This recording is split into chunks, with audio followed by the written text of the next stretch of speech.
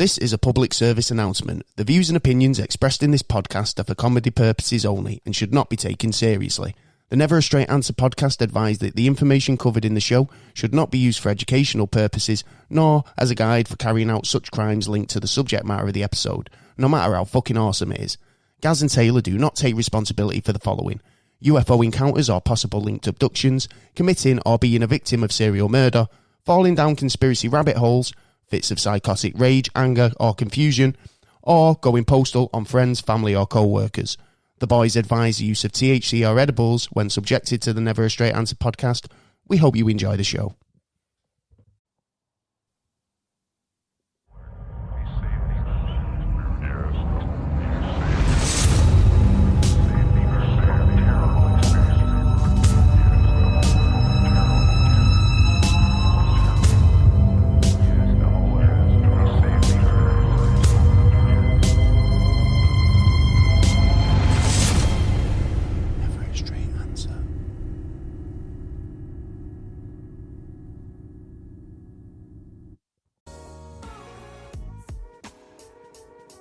Hello and welcome to another episode of Never a Straight Answer, the podcast that aims to cover a wide range of topics from conspiracy theories to popular culture and news. I'm your host Gaz, and joined in the studio for, just for shits and gigs, he's Mr. Taylor. Yeah. Oh yeah. Well, it's great to be back. It's great to be back. It's been a hot minute since we were last with you. Oh yeah. And it's been an interesting couple of weeks. We've had a lot of people messaging us going, "You coming back though, aren't you?" And I'm like, "Well, we want to. We do. You know what I mean? We just got to we had to get a few bits and pieces under control. Yeah. Get some equipment in. Yep. Yeah. See a man about a dog. Yeah. Yeah. And get it all hooked up. And we're ready to rock. And we're back. We are. And today's rock and roll. very good episode today. Yeah. Yeah. Oh yeah. Interesting Yes. episode. And I'm sure you'll agree by the end. Yeah. Definitely. But we'll go into that a little bit more in a minute. We will. Firstly, how are you doing, Mr. Taylor? Yeah. All right. Not too bad. Yourself? I'm good. Tell the listeners at home how you've been getting on over the last couple of weeks. Because, like I say, it's not been like your average 7-day wait. Well, yeah, true. I mean, it's been sometimes boring. Pissed me off. My Xbox went. Oh God, yeah, your Xbox broke, didn't it? And I went Critical to buy moment. a new one. Not the prices, even second-hand one. The prices. Was Oh, I know. fucking Well, the thing shocking. with that is because I think we were talking about it, how they were just being snapped up during lockdown because people who didn't have one and suddenly got all this time on their hands. And now the greed's in the air. It's like, shit, man, I need an Xbox. Yeah. And then the price goes up on them. You jack up the price, man. Yeah. Cheek. 4 days? So I ended up doing more research, if anything. Really? Yeah. Fair dues, man. That's good then, because it gives Yeah. you a bit more time to go into stuff that you put off because you're too busy gaming. Yeah. Now that's it. This is a great way to spend your time, but in moderation, I find. Yes, you know what I mean? it's always in Everything in moderation. moderation. Yeah. So other than that, have you not really been up to much? No, not really. Not been taking advantage of the lovely weather we've been having over here in the UK this week? No, to be honest. It's been absolutely amazing. Scotcho is the word that springs to mind. But it's like literally, I think one day this week was hotter than it was in Ibiza. Yeah, it was. And a bit of a record for the UK. Yes, yeah. So yeah, it was quite nice. I went for a couple of walks around like a local nature park reserve sort of thing. Walked up the river. It was nice. Yeah. Did a few bits. I've not been feeling too good this week, I'll be honest with you. No. Oh, don't worry, not corona or anything dodgy like that. I had to have some wisdom teeth taken out. Yes. Ow. It's a face ache. Ow, my face. You might hear it in my voice, slurring my words a little bit. What? Exactly. But yeah, I had wisdom teeth taken out, and I suffered. Do you know what? I've suffered this week. Yeah. Fucking I've ate a lot of ice cream. trying to sort it. Well, did it work? What? Did it work? Yeah, I think the cat's just done a fucking whoopsie in the stinking the place out. Jay, go sort that out. Will you open the back door at least? Shit. Nice one, Jay. Oh, was that you, Jay? It better not been you. Devastation. Spoiling the vibe of the show 4 minutes in. Yeah. Cheers, puss cat. Yeah, so I've been a bit off colour this week. You have. Been a bit fucking just wrote off really, and it was a funny experience with the pandemic, right? Because obviously dentists have reopened, but there was obviously they've still got to go through government regulations and what they can and can't do. Yeah. And like fillings and stuff they're not allowed to do because of aerosols that can be created. Yeah. But they're allowed to do extractions, which is luckily what I was going in for. Yes, you did. So luckily I say, ow, yeah. But I mean, obviously it was treatment that needed doing, so it got done. Yeah. But when you go, it's like they've got to hold up this fucking ray gun to your head to test your temperature. Then you've got to go through a rigorous questionnaire, to say whether you've been in touch with anyone who's got corona. Have you got a fever? Have you got a loss of taste? These types of questions. And I'm like, no. Maybe, don't know. Yeah. And, don't know got seen, and, it's one of them where it's like, you've got to trust that they're all good as well, because obviously you're putting yourself in a bit of a vulnerable position where you've got someone with their hands in your mouth. Yeah, well, it was like a bus route, wasn't it? You went in for one and you got what? How many taken? A few. No, it was just like, how many wisdom teeth do you have? 4. Oh, yeah. Yeah. So, what was it? So, it's fucking, yeah. Anyway, so that's how my week's been. And then, it was really interesting, good week in another respect, because we sorted the kit problems, got up and running, and we made a triumphant comeback. Yay! Woohoo! Yeah, in fact, you know what? I'm going to give us a round of applause. Yeah, why not? And Taylor especially in that respect, for kind of sticking alongside us all, everyone out there as well. And we're back. No one's going to take us away from you again. No one can destroy the dream. Like Freddy Krueger said, keep dreaming, never stop dreaming. Yeah. Hey, so we've got an interesting show, and normally we do the "What's Fucked Up Where You're From" segment, but we're not going to do that today. We're just going to kind of have a bit of a chat. So basically, so we've got the show as you know it is a great show. We love it. We're going to keep doing what we do and hopefully make it better. And any sort of kind of input that you guys want to impart on us, what you'd like to hear, what you think works, what doesn't work, get in touch and we'd be happy to discuss and kind of maybe look into any changes. We want to make it as good as possible. And it's only you who make it. So if you want to get in touch via the website at neverastraightanswer.co.uk, and there's a contact us page there on the site, so get in touch with us there. We've got a special guest coming up for our 89th episode today. 89 episodes. Jesus. In the form of Arjun from the Deep in History podcast. Great podcast. All the way from Toronto, Canada. And he's going to be joining us shortly to answer some of our questions about history. How it is, is it as accurate as it's portrayed to be? There's a couple of things, conspiracy theories that I've heard around about history that I wanted to put to him as well, such as the phantom time paradox. And just basically questions. Also, what his stance on, like taking down monuments is as a historian. What does he stand? Because obviously we've discussed it, and I think in terms of taking down the monument, but keep it as a different message, like to try and show what's happening now and where we're going in the future. Do you know what I mean? So it'd be nice to see where, what his ideals are on it as well. So that's coming up in the show.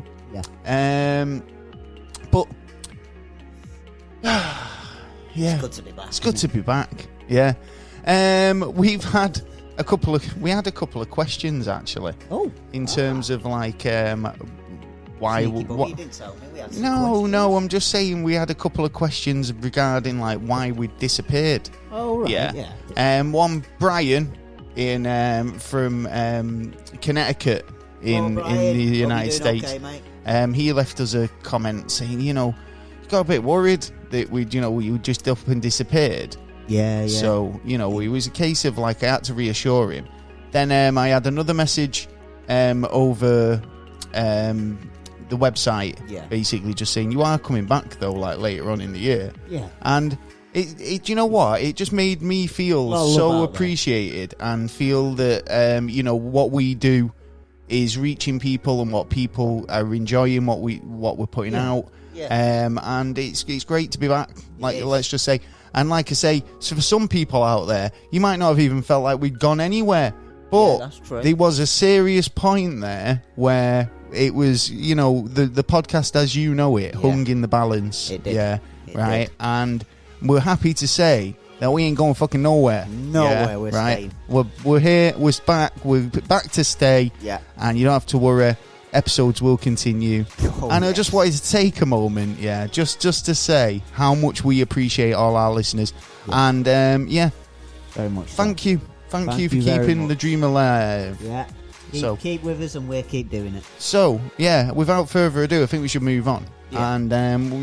And welcome to the show. Yeah.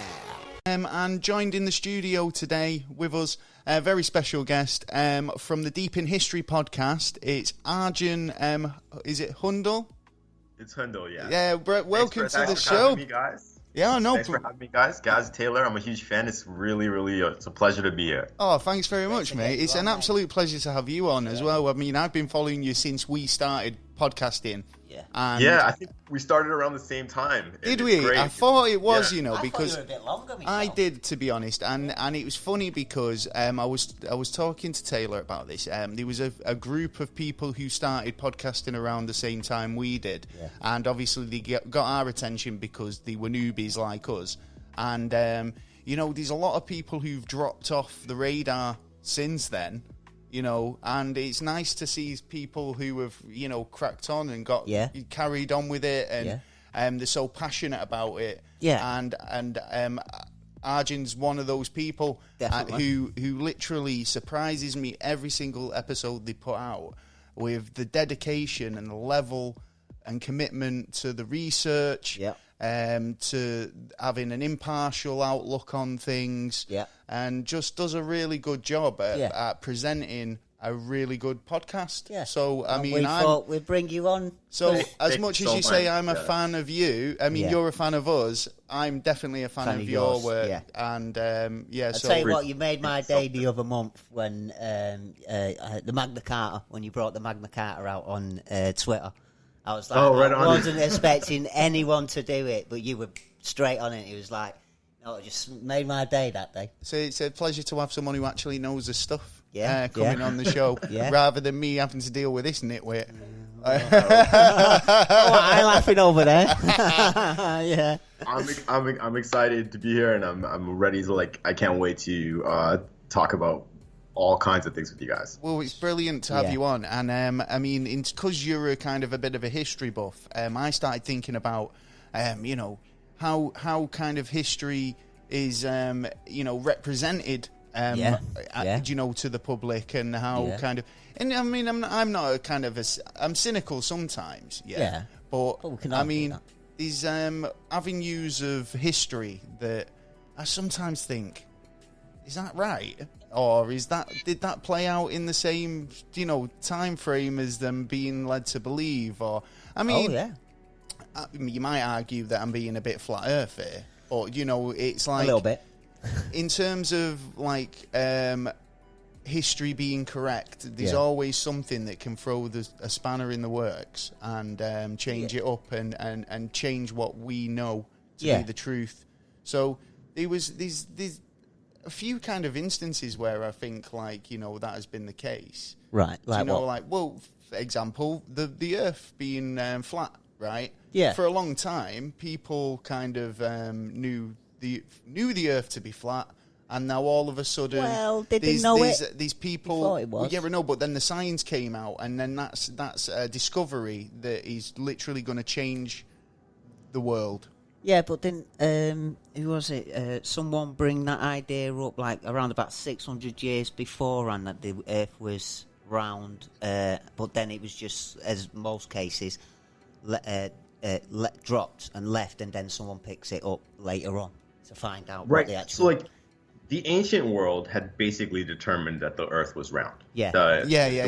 Ancient Greeks, the ancient Egyptians, the ancient Romans had figured it out. They all kind of figured it around about the same time as well, didn't they? I think. I mean, it wasn't a case of the...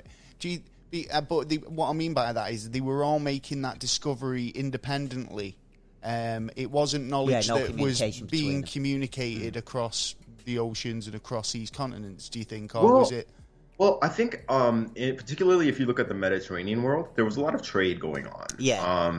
Even back to the Trojan War, and that's basically prehistory almost. Yeah. Right. Okay. So from the year 500 BCE onwards, there was a lot of trade and interconnectivity. So it allowed for thought and conversation to happen. Yeah. Which is why mathematicians and Greek philosophers were kind of able to calculate, the circumference of the Earth. And I think a lot of it was based on observation. Like they saw the sun is round, the moon is round. So it never occurred to them that the Earth would just be flat. Yeah, so well, it wouldn't to me, to be honest, based on observations, like you say. I mean, it's just so happens that every other celestial body in the sky is a sphere. Yeah. Or circular or round. Yeah, it's hard to kind of think that the thing I'm standing on must be flat. It's like doesn't ring. I used to think it was on the back of the turtle and stuff like that. And I mean, it's reverse. It's sort of reversing, I suppose, because of people who like the flat Earth idea. Do you think? Well, it's not as much as back in the day, I suppose. But you've got the flat earthers, and you've... Well, I mean, it's not what we were going into. I mean, are you trying to use that as an example? Yeah. But, I mean, it's like... See, what you're saying is, in terms of that sort of knowledge, it was just communicated rather than independently discovered. Because... And do you think... So, do you think that if you were looking at history...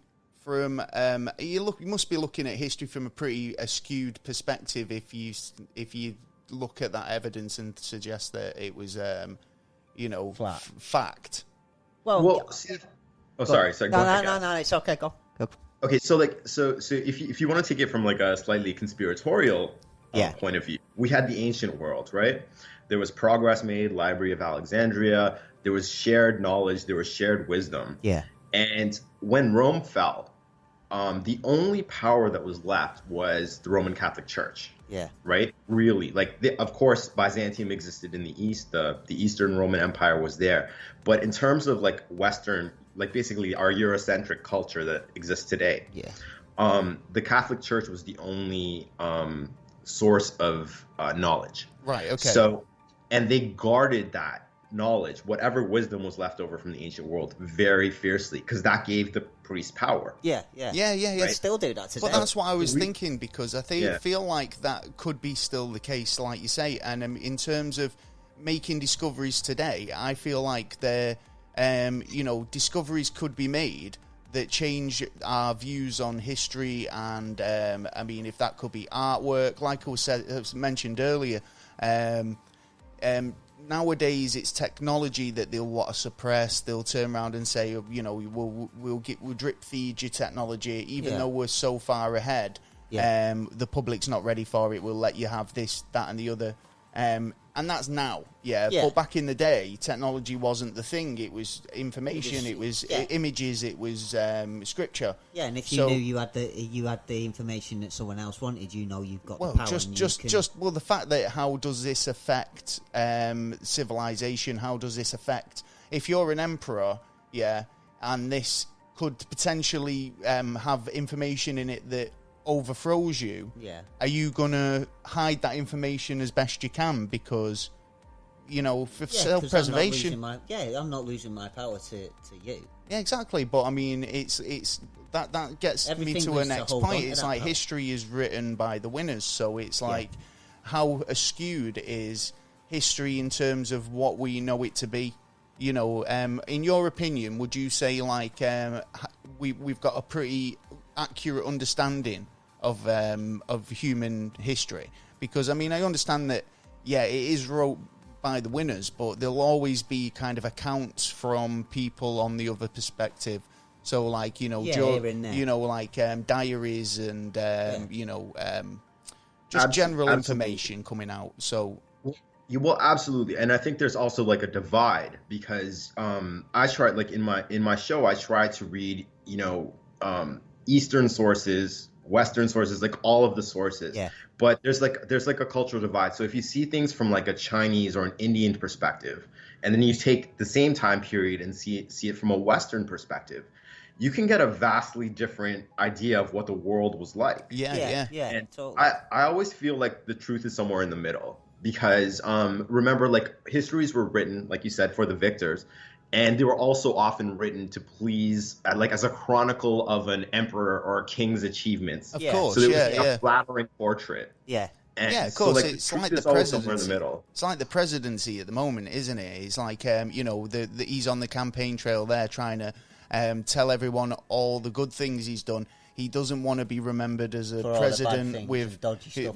Yeah, exactly. What I mean? I think he was. You were saying about how he was proper proud of the fact that he'd not been to war. Yeah, because I believe that was one of Trump's policies. Was he wanted to be known as one of the presidents that never went to war, and that's why he didn't do certain things. What I'm getting at is it's like as a person of power, they'd want an untarnished record, wouldn't they? They'd want to hide any discrepancies. So you've got the guy writing your chronicles, which the thing that's going to go down in history, and the people are going to read that in the future as a first-hand depiction, which is something else I wanted to go into as well, actually, because depictions and something happens to me. I go ahead. And this is before, say, hypothetical. Something's happened that needs kind of chronicling, needs kind of putting down in the history books. But I don't know how to write. I've not got the tools. So I tell the story to a friend who tells it to 10 other people before it gets to somebody who's got the means to write it down, right? And by that point, you've gone through that Chinese whispers of the story's been elaborated, where it was like at first it was, he ran into 10 enemies, and now all of a sudden it was 100 enemies. Yeah, and it was only him on his own, but realistically, he had thousands. In one respect, you kind of think, it's been. I suppose that's where legends have come from. Well, that's it. Do you think that's where the legends have come from? a lot of legends have come from. What do you reckon? Oh, well, I mean, a lot of it is self-aggrandizement. If we take like the most classic example of that, which is like Caesar in Gaul. Yeah, right. He wrote his dispatches from the front. Yeah, and he wrote the Gallic Wars, an account of it. And when he describes the numbers, just let's take the numbers for example, he'll describe them fighting 300,000. Gallic warriors. Yeah. When there's no way there could have been that many.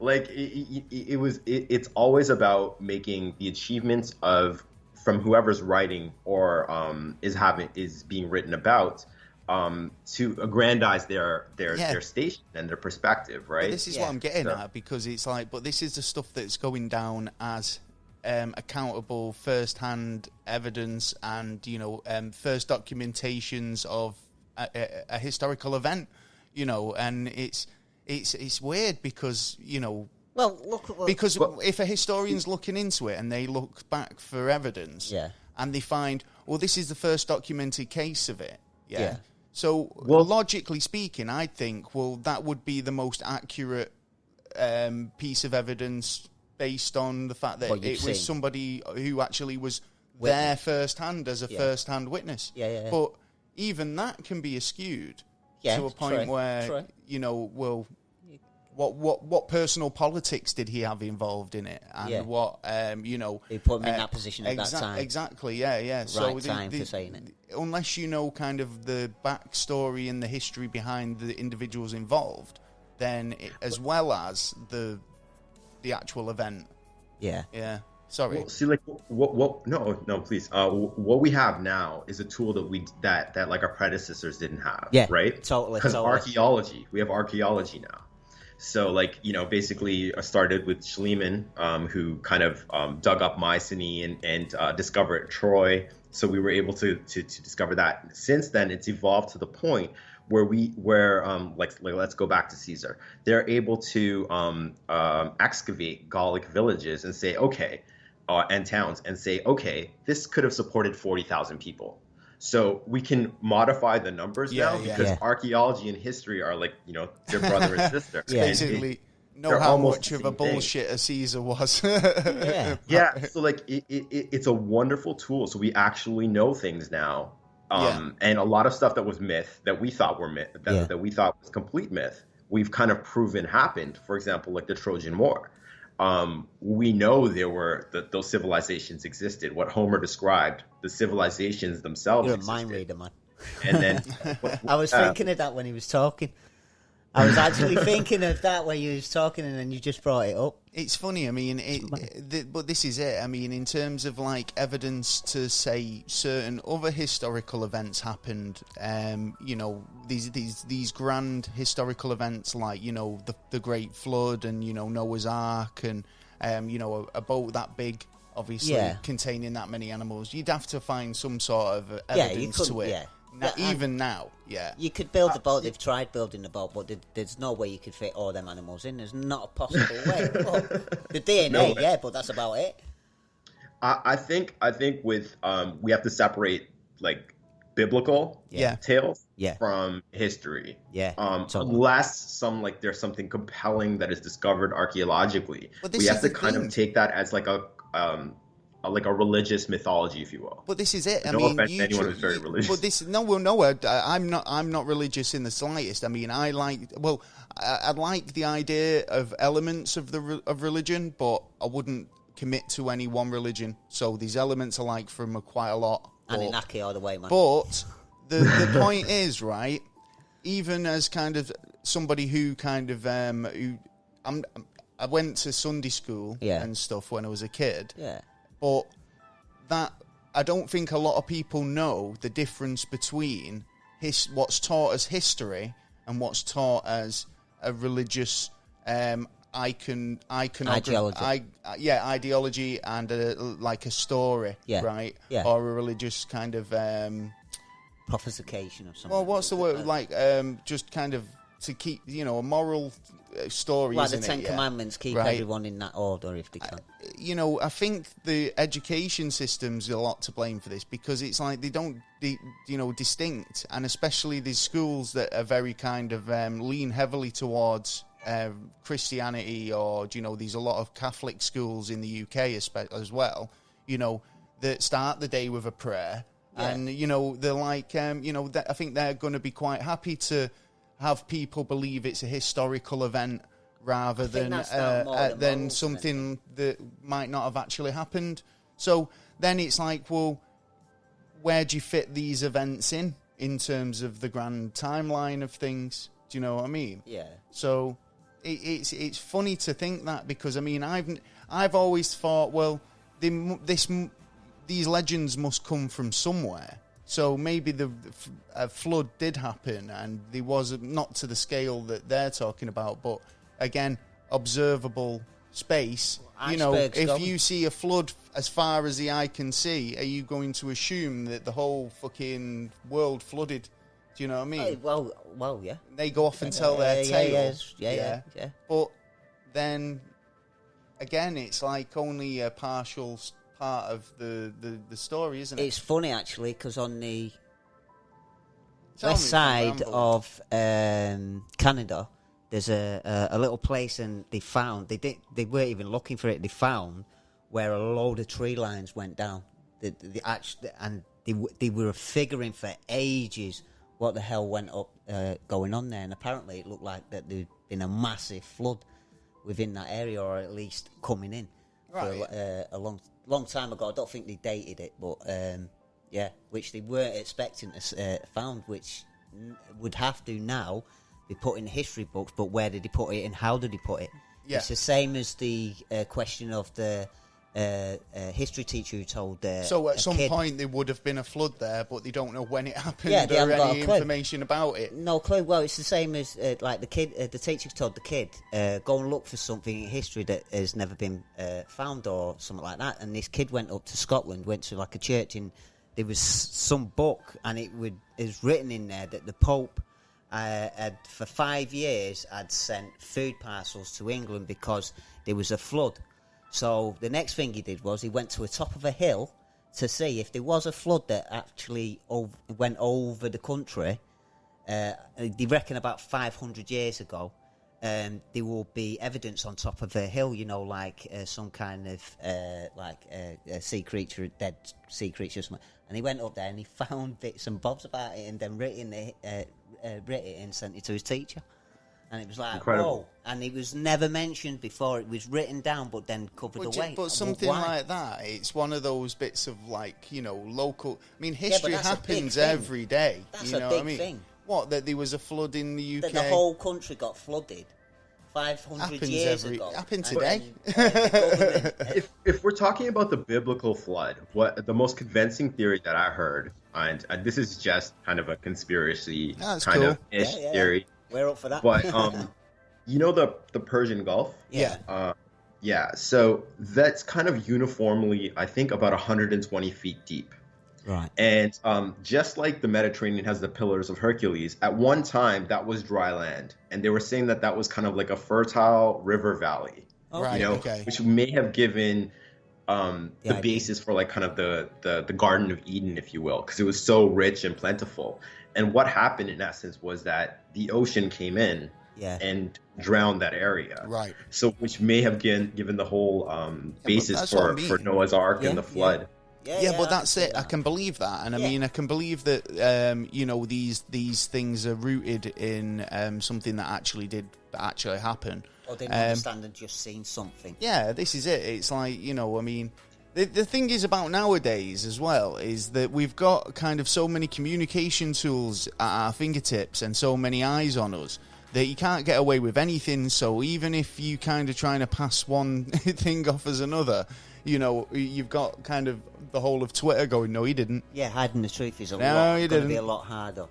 Yeah. At the moment. Yeah. I mean, these days, there are people who are existing on completely different, like, on different planets. Because, you know, given the internet, you can exist in, like, a bubble where you think, like you said, the Earth is flat. Yes. And everyone believes it. Yeah. Everyone you interact with believes that. Yeah. Therefore, nothing else is a fact, no matter how much evidence there is to the contrary. That's it. So, well, facts and fiction get twisted and entwined in it because we all know there's because a lot you've got of somebody else backing you up. That's the thing. It's having the hard evidence, I think, backing up, and the only way you can do that is by one, archaeology, and two, historians, who people who are actually going out there and connecting the dots to see where our past has actually come from, and actually letting it come out instead of hiding it in the back of a museum. Yeah, I suppose. Well, this is it as well. What's your views on, obviously, there's a lot of things going on at the moment in the world, one of which being monuments are being, you know, hidden, taken down. I mean... the George Washington one. I mean, well, just generally, personally, I mean...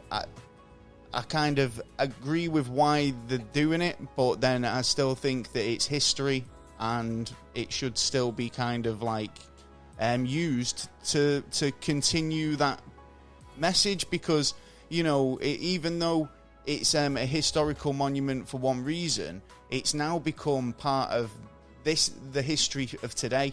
For these reasons, it's been pulled down for a message, for a political message. Yeah. So use that as a tool to teach future generations. Don't discard history because Yeah, but the past has done that. Look at all the monuments that have been taken down over the Middle East. And that's it. But that's like overthrow. This is the thing, though, because that's. I think that's a bit different when it's a dictatorship, and your whole fucking country's been under the thumb of a regime, and then all of a sudden they think, right, we've overthrown these guys, so we don't want any reminders of his regime about. We're going to take down his statue, and that's quite a powerful message. Yeah, but it also gets rid of history. But see, I think you need to understand, like, particularly, like, I'm assuming mostly we're talking about the United States, all the monuments been put down. I know there are there's quite a few in Britain and all people who had to do with the slave trade. But the ones in the United States, okay, they were erected well after the Civil War. I think 50 years after, plus right up until 1978, they were still being erected. And these came out of the Jim Crow passed these horrible segregationist laws post Civil War to keep black people divided. And these monuments were put up as a reminder for African Americans that stay in your place is one of the main messages. Yeah. In addition, it's kind of rewriting history, like we're talking about, because they put up these monuments and they put up people like General Lee, saying that he was this great Southern gentleman who was just taking up the cause, and when in fact he was a very vicious slave owner. And that's the reason he fought for the South, because initially Lincoln had offered him a spot in the Union Army, but he wanted to keep his slaves because that was his source of revenue. That made him rich. So all of these monuments, not all, but most of these monuments that are getting pulled down were specifically put there as a cultural reminder to future generations of a past that was not true. Right. You see what I'm saying? I get you. And so I mean, it's one thing to celebrate it. I mean, this is it. It's like you're putting up statues of people who it's misrepresenting today's culture and sort of how people live together now, isn't it? And I suppose it's not. I think it is sending a wrong message to have them taken down. No, have them keeping them up. Do you know? Well, I think in wrong terms message keeping them where they are. I think I think the fact is, I mean, if then these the people will go 50 years time, no one will remember. It. Well, that's why I'm saying they should be taken down and not celebrated in the sense that they're put up in the middle of town squares and stuff. But they should be moved to somewhere and be able to say, have a message behind them where it's like, these were all taken down for this reason. Do you know what I mean? There's a flip side on both of them. I mean, it's like they've been going at the Churchill one. I mean, if it wasn't for Churchill, we wouldn't have won the war and we'd be talking German now. I understand where you're coming from. You know what I mean? But even though, at the time, there's limits, no one isn't there? it. I mean, these obviously, I mean, it's especially a very difficult situation, but I mean, it's like... that's like saying, obviously, so the point being is we've got to kind of take any monument down that anybody has any links to... Throw a plaque on it. Like what they're doing in America, they're now adding to certain ones that they want to take down, they're adding other plaques to it to say, this man did this, but he also did this. So you've got a representation of both elements of what this guy did, and then it's the decision of the person to either stand there, look at it and go, oh, it's a beauty, or look at it and go, he's a cretin, and not, or go back again. But the fact it's is, your choice. You put monuments up to celebrate people of noteworthy achievement. Do you know what I mean? Now, people's arguments are, well, when does the achievement outweigh the negative? Do you know, it's like it's okay that he was able to kind of have slaves, but he built the town hall, so that makes it okay. No, well, it is because, like we said, like if you look at it, and it's down the road, like 50 years' time, and it's been taken away. No one's going to be talking about it. No one's talking about it. It's going to disappear from history apart from those who want to look for it. Listen, Jimmy Savile made a lot of kids very happy on that TV show, right?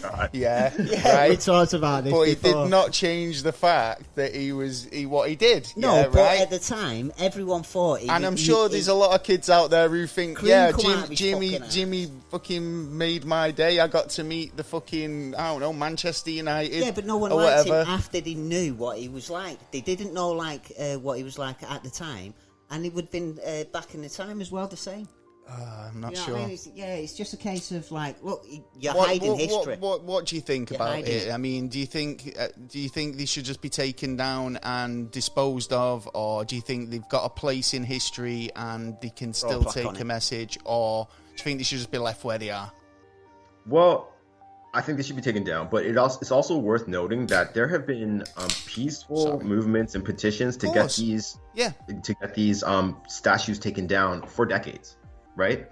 Yeah. And there's even been movements offering to create a museum for them and put them all there, and whoever wants to go see them can go see them. Yeah. But it would also, the reason that was turned down was because of the context in which that they would be presented. They would be presented as what they are. Yeah. That these statues were erected during the Jim Crow era and beyond to specifically push a version of history that really isn't true. Yeah, that's what I agree. That's how I think. I think that and that's an accurate portrayal of history because that's what happened. And if you can turn around then and say, look, they're no longer in the town squares, and I do agree that there's been protests, and especially in Bristol here in the UK, which they've just taken down a statue of a slave trader who was kind of Bristol.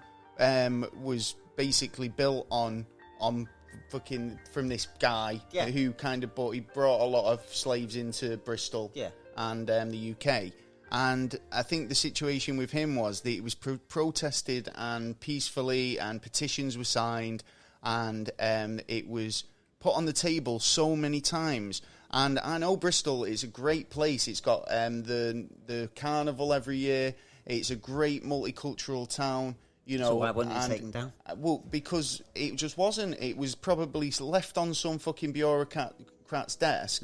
It's not really, a priority at the moment. So then you're thinking on the other way of a conspiracy of them keeping it on. Well, no, it's a case of that they just don't entertain it, yeah? Well, but then the fact is, it takes kind of this sort of thing to happen, and then...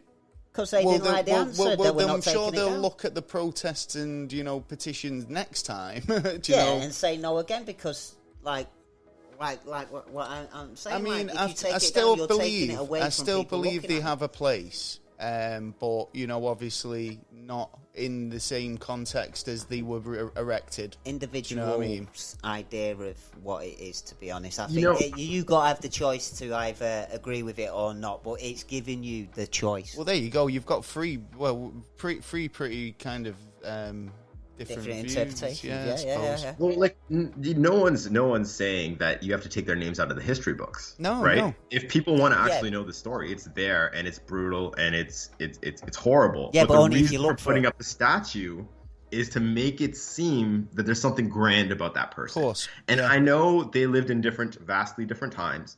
And particularly like the statues that are getting torn down in Europe, like Leopold in, I think, in the Netherlands got that's right, torn down.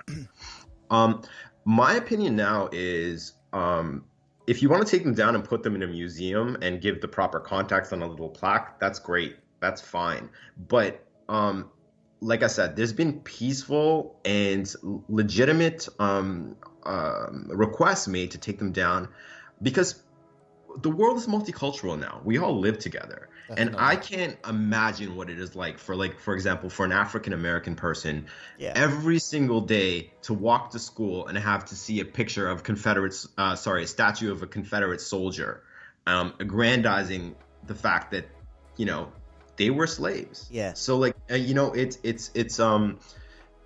the peaceful way was tried. Yeah. And the world is at a boiling point now. Yeah. So pull those motherfuckers down. That's what I'm saying. It's funny, isn't it? How at the moment, it seems like I've noticed on the news you've got a kind of things happening and little bubbles of kind of intolerance. So even yesterday there was an incident in Liverpool where did they win a football game or a tournament or is it a big one? Yeah, well, they won another game. They won another game for like the Premiership. It was something they made it out as if it was something that hadn't happened for about 30 years. Yeah, right on the news. Is that right? Yeah. Right. Well, anyway, whatever this is, I don't think they've ever. Was they won the Premier League?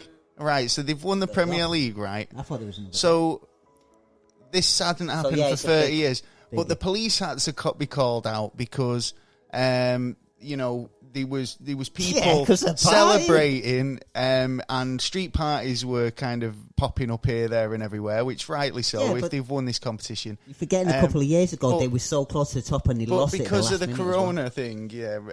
No one's allowed kind of like to congregate. Yeah, so police turned up and tried breaking it all up, and but then it almost turned into a riot.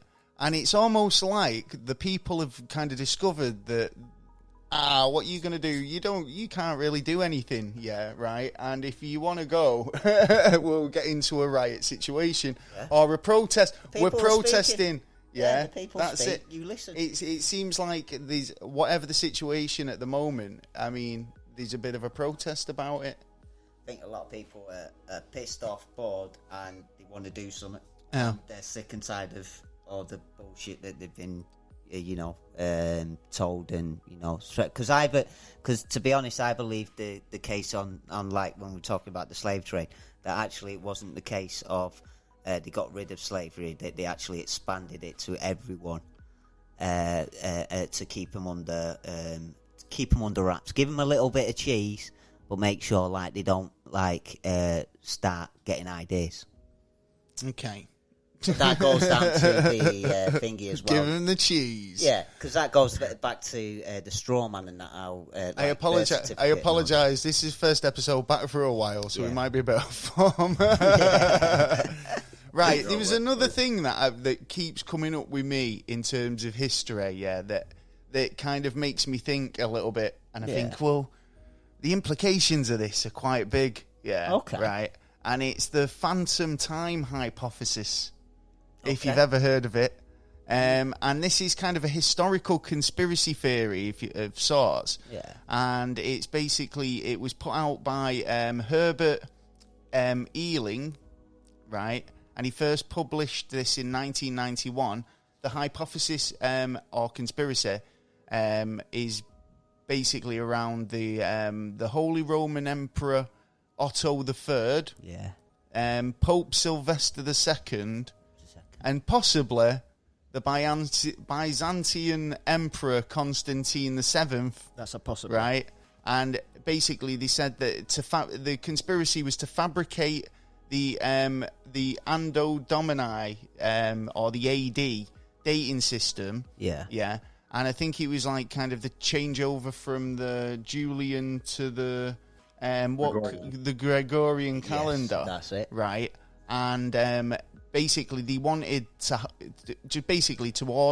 place themselves at the special year of AD 1000, right? Yeah. And rewrite history to legitimize his claims, or Otto's claims, that the Holy Roman Emperor was, what was that? Achieved through basically divine sort of divine intervention or divine. Basically saying he was like in the charge at this certain point in time, which was supposed to be significant, right? Yeah. So that's the gist of it, right? But the implications of it meant that there was kind of like, because of the change from the calendars, was that there was missing time, right? Or phantom time of 297 years, right? That's where we're up to, right? But we've rewritten history. So So at the time when it was changed, it was only 614 AD, right? Okay. But they wanted to be more in line with the 1000 AD for this significant reason, whatever that may be. I'm sure there is one. But why that? So they changed it to like 911 AD or something. So basically, why didn't they round it off added to the early Middle Ages were added. So like between 300 years. I don't understand why it had to be 297 instead of like 300. I've no idea, but this is the claim anyway. Don't ask me why they didn't round up. Yeah, right. Well, I'm asking you, son. So he was trying to. They were trying to make it so that their reign coincided with the millennium, like 1000. That's exactly. Yeah. So they wanted the reign to coincide, because it had this. They considered it a special year. This is all Wikipedia's giving me on it at the moment. I need to read but it's still a bit more 89 years off 2000. So. Well, yeah. Why didn't you just round it off and go? Bam, No. They're trying to say that they're the years like they reckon didn't happen. Yeah. Oh right. Yeah. So that's that whole period. They're saying that like between the early Middle Ages didn't happen. There's a load of time there that they just basically added loads more years to the calendar. Yeah. And just put themselves in a different place in the calendar. But just think of it. Not then, but the implications to now, right? Because we're living based on that Gregorian calendar still, right? And we take things off. And, as according to, our calendar, we live in 2020, yeah?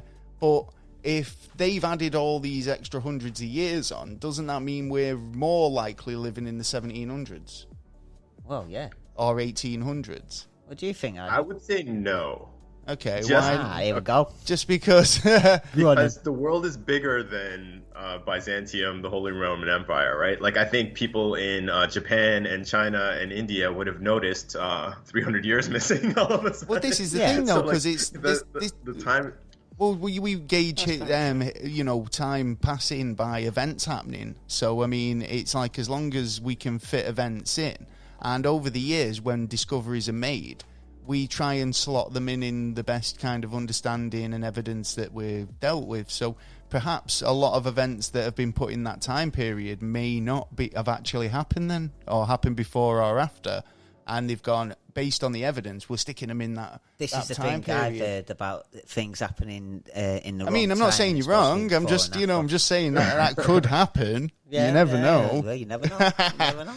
Well, I mean, especially these days. If you think about it, with the internet and everything being digital, it's not out of the realm of possibility, even 10 or 15 years from now, that you get some kind of internet corporate despot who can actually edit history when everything's online, right? Like eliminate years.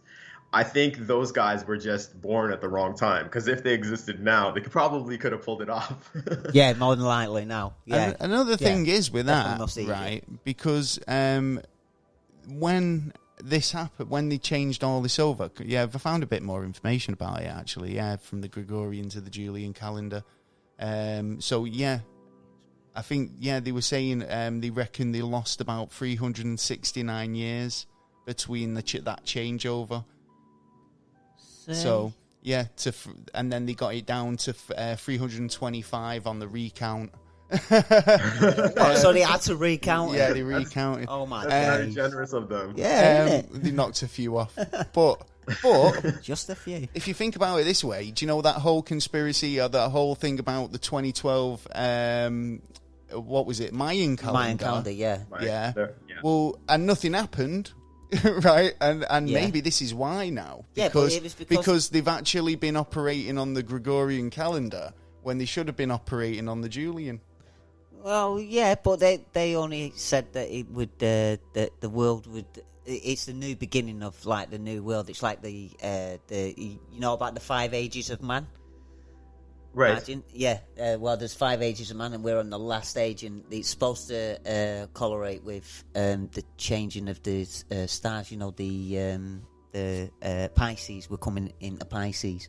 All right. Do you want to do me cup of tea? I don't. Me tea leaves next? No. I'm not. Apparently, there's 13, not 12. Gaz is right. There are a lot of cultures, like in the Indian culture, Hindu in particular. This is the era we're living now is called Kali Yuga, which is like the last the last age of mankind. Fifth like, age, I think a lot of cultures around the world have like the time we're living in now is the time where, instead of a spiritual awakening, we're actually in the period where we're descending into something bad.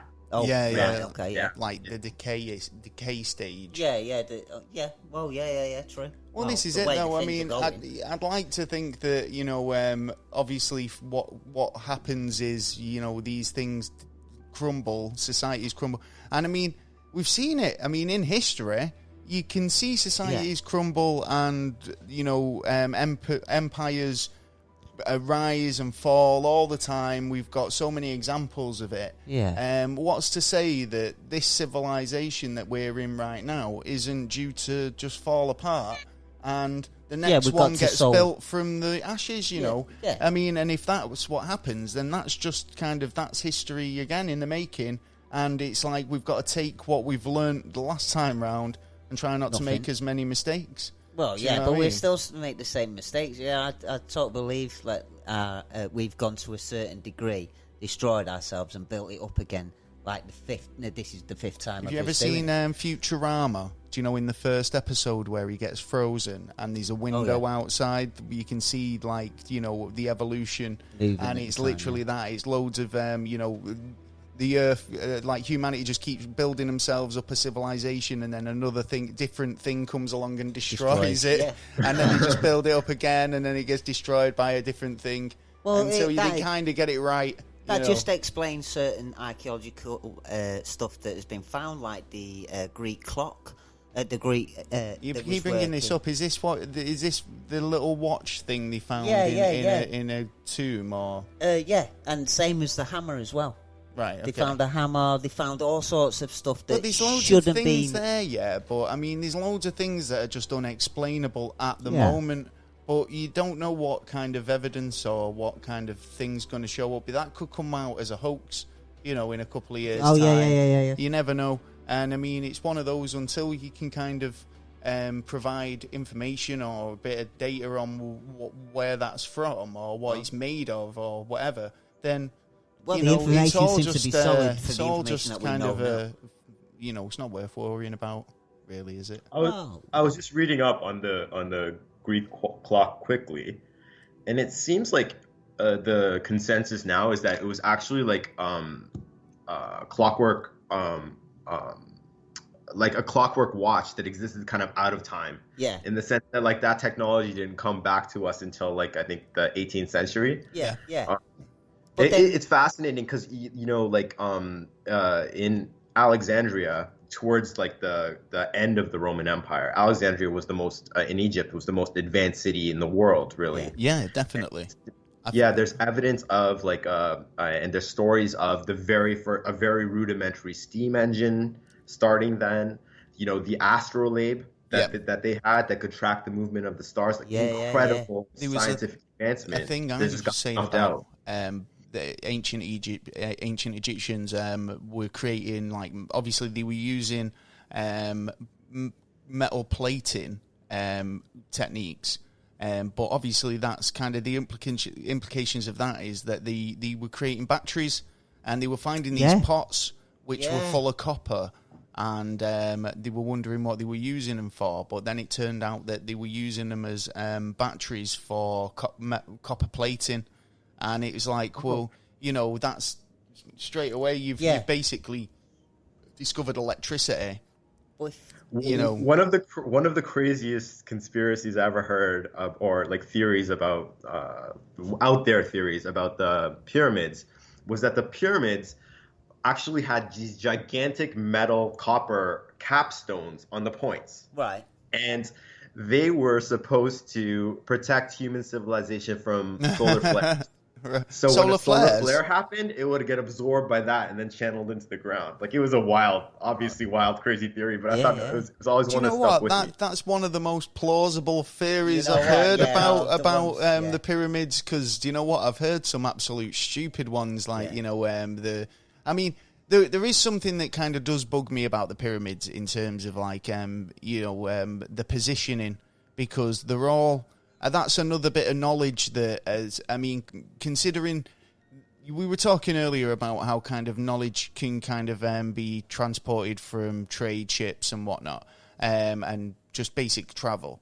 But these pyramids, I think, was that much traveling going on between, like, you know, the ancient Incas, the Egyptians.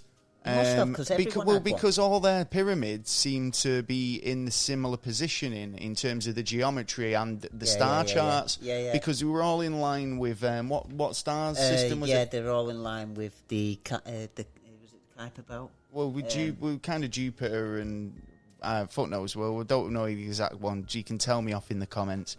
But basically, yeah, they've all got the same sort of like star system they follow. These 3 stars. And again, it's like that must be rather an independent discovery where they've kind of worked that out themselves. But then why build 3 structures to mirror that on Earth? Do you know what I mean? And then to do that in multiple locations around the planet. Yeah. That's a strange one, that. And I mean, kind of there are other pyramids because is it Machu Picchu? Yeah. Is pyramid a pyramid along those lines, and somewhere else. One in China. You got them nearly everywhere, to be honest, including supposedly under the sea. Well, I think there's a lot more to be discovered in terms of our history and what kind of our story in terms of human endeavours. And that's it. It's a story because the story isn't complete. The story is still being written. It's just finding all them puzzles and putting them together and making sure that all them puzzles do come together and none of them have been taken out of it. Yeah, and portrayed accurately, and given the opportunity for people who haven't got a bias to kind of actually help about, like Arjun was saying earlier about looking at it objectively from 2 perspectives, 2 countries' perspectives, totally. And being able to kind of make an impartial decision based on evidence and and being able to call bullshit when you hear it, and how many troops that they went in fighting or whatever the situation is. I mean, well, look at what's going. I can guarantee. Look at what's going to be written about Trump. They're going to turn around and say he's done this, that, and the other, and this. Where it actually comes to the truth that actually he didn't do this, he didn't do that, and he did help him. Well, a kid's going to be right. It's like that's a funny one actually, because it's like if you look at presidents now. Yeah, I mean I'm English, so we don't really get taught about the American presidents all that much in school. But the case is that we know a few of what they did, a few bits about what they did, and it's usually achievements. No one's going to teach kids in school in 50 years' time that Trump was seen as a bit of a ridiculous president. Do you know what I mean? Like, they probably predict him as a moron. Well, actually, he did good things, as I see it. Well, I hope they do. That'd be an accurate portrayal. That would like him to say, well, he was a bit of a moron, but he did some good stuff. Yeah, he did by accident. Good stuff. One, he's trying to clean the swamp. 2, he's one of the first things. Right. All right. Well, let's get off the campaign trail, fella. Right. Big fan. Yeah, fucking. We've got some news stories later. Go on. If you want to like kind of.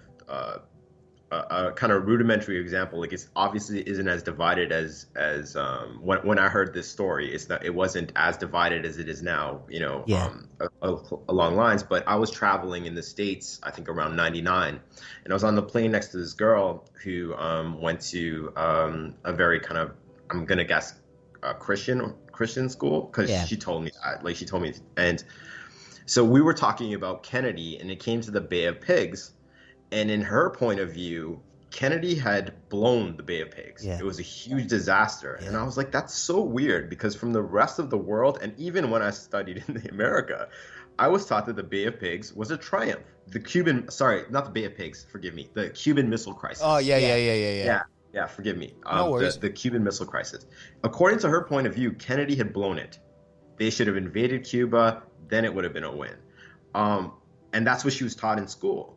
But I was taught, and everyone I know basically was taught, was that it was a a brilliant win of diplomacy, and the restraint that he showed then was America's strength. Yeah, Yeah. And it's weird, like you can, especially when you're teaching a child, you can vastly change someone's point of view. Of course you can, yeah. And the thing is about those type of beliefs is that those are core beliefs. So those are things that you'll take on throughout your life.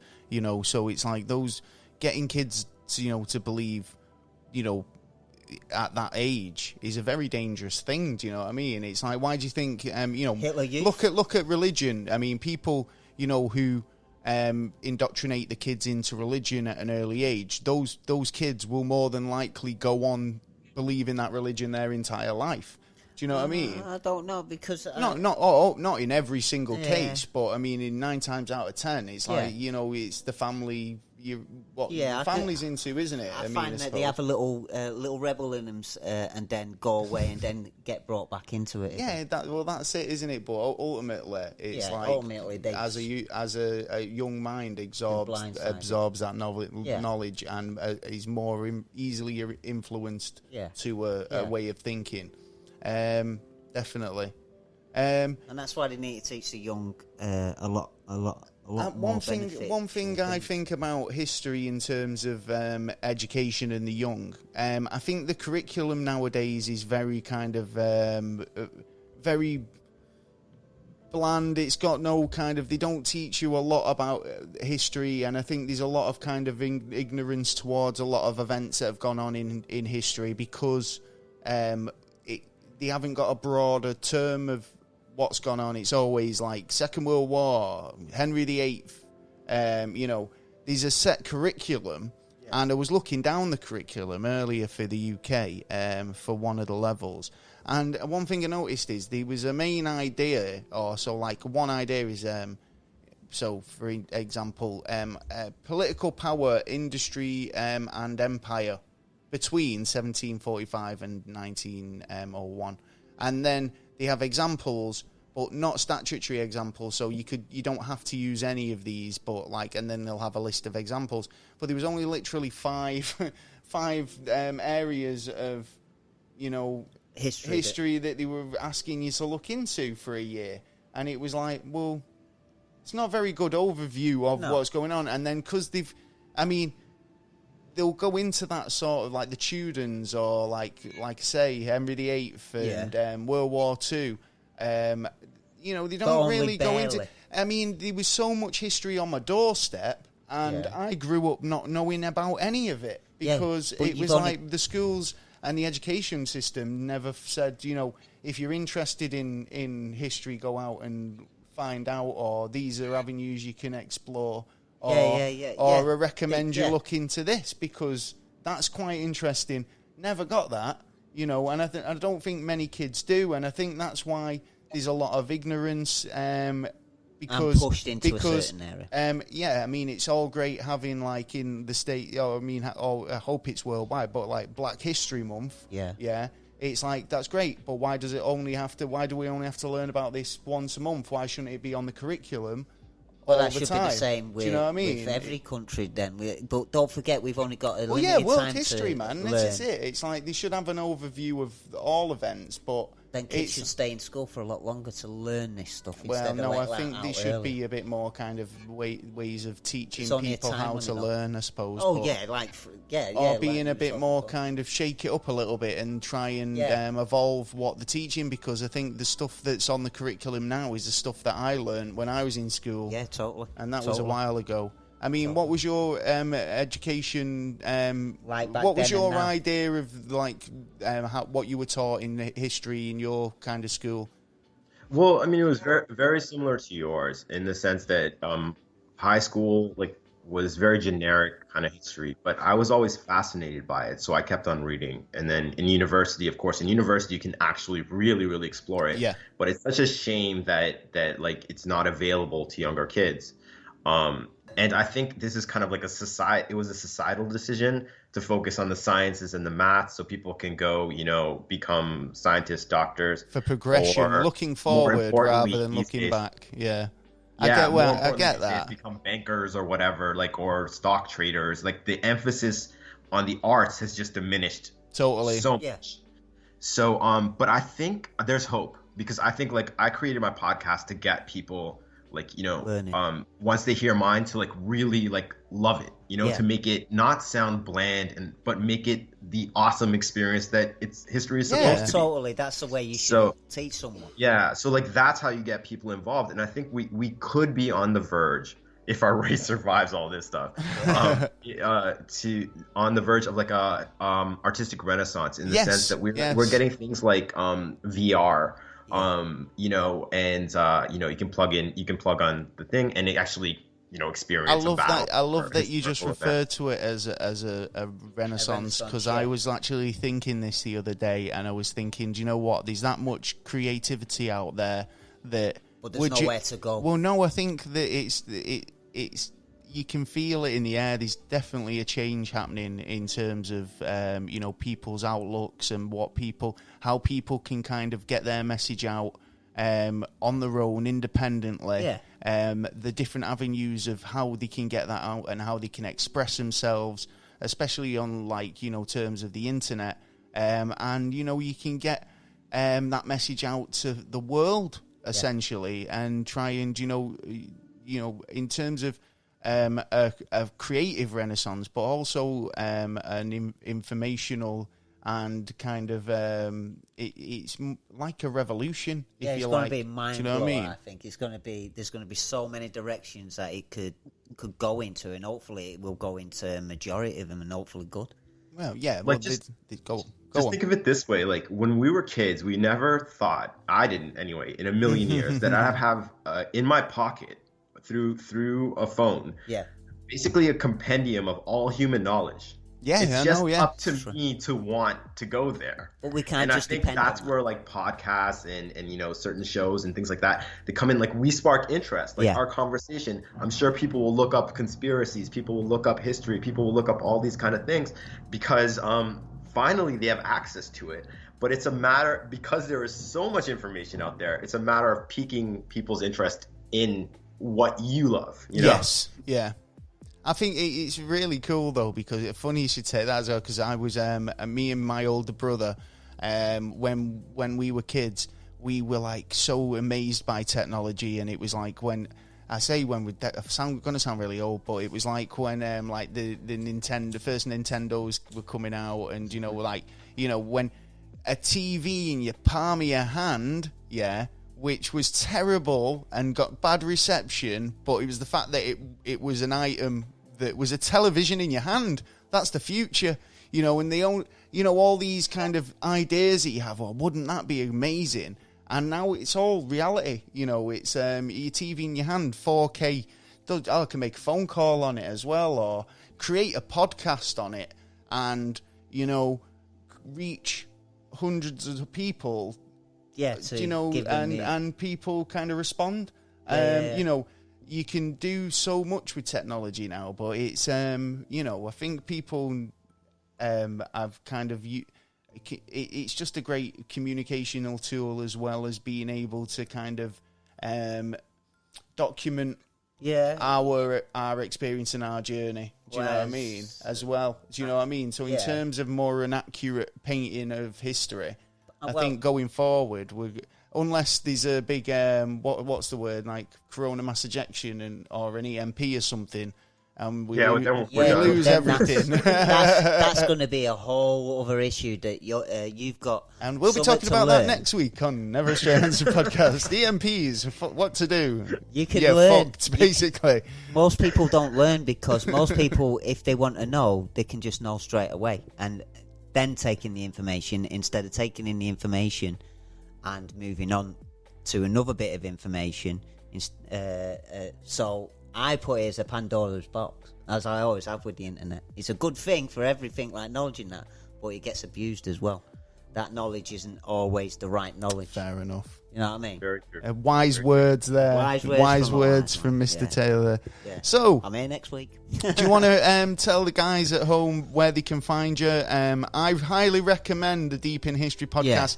I give you a shout out every single week, because I just want people to go out and subscribe. Yeah, man. So go on, tell the folks at home all about your show.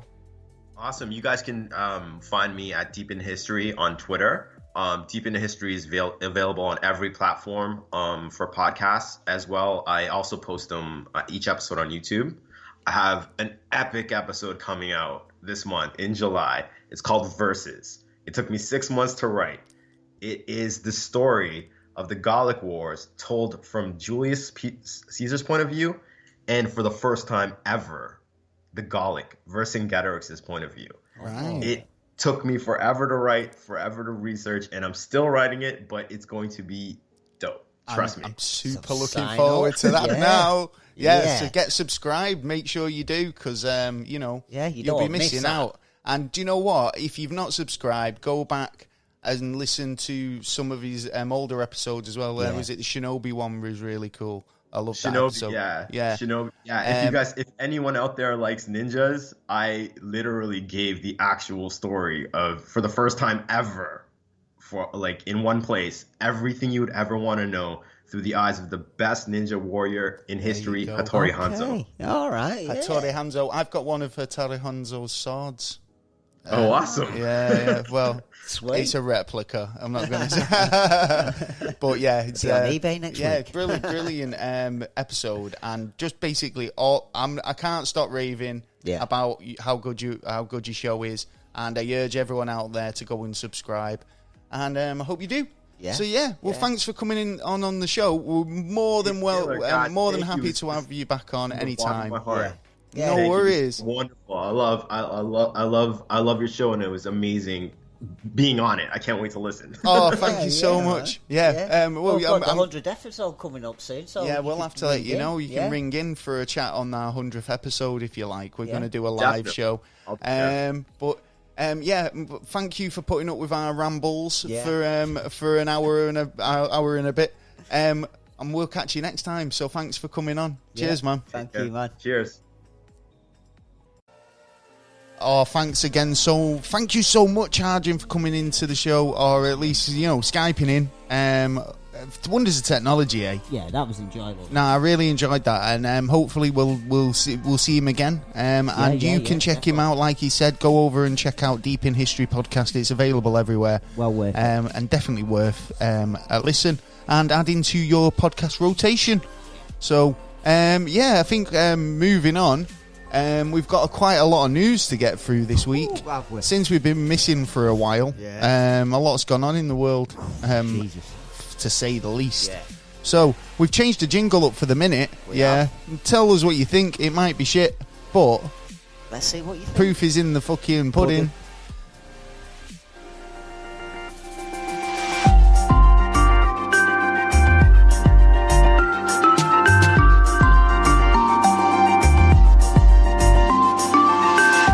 It's the news.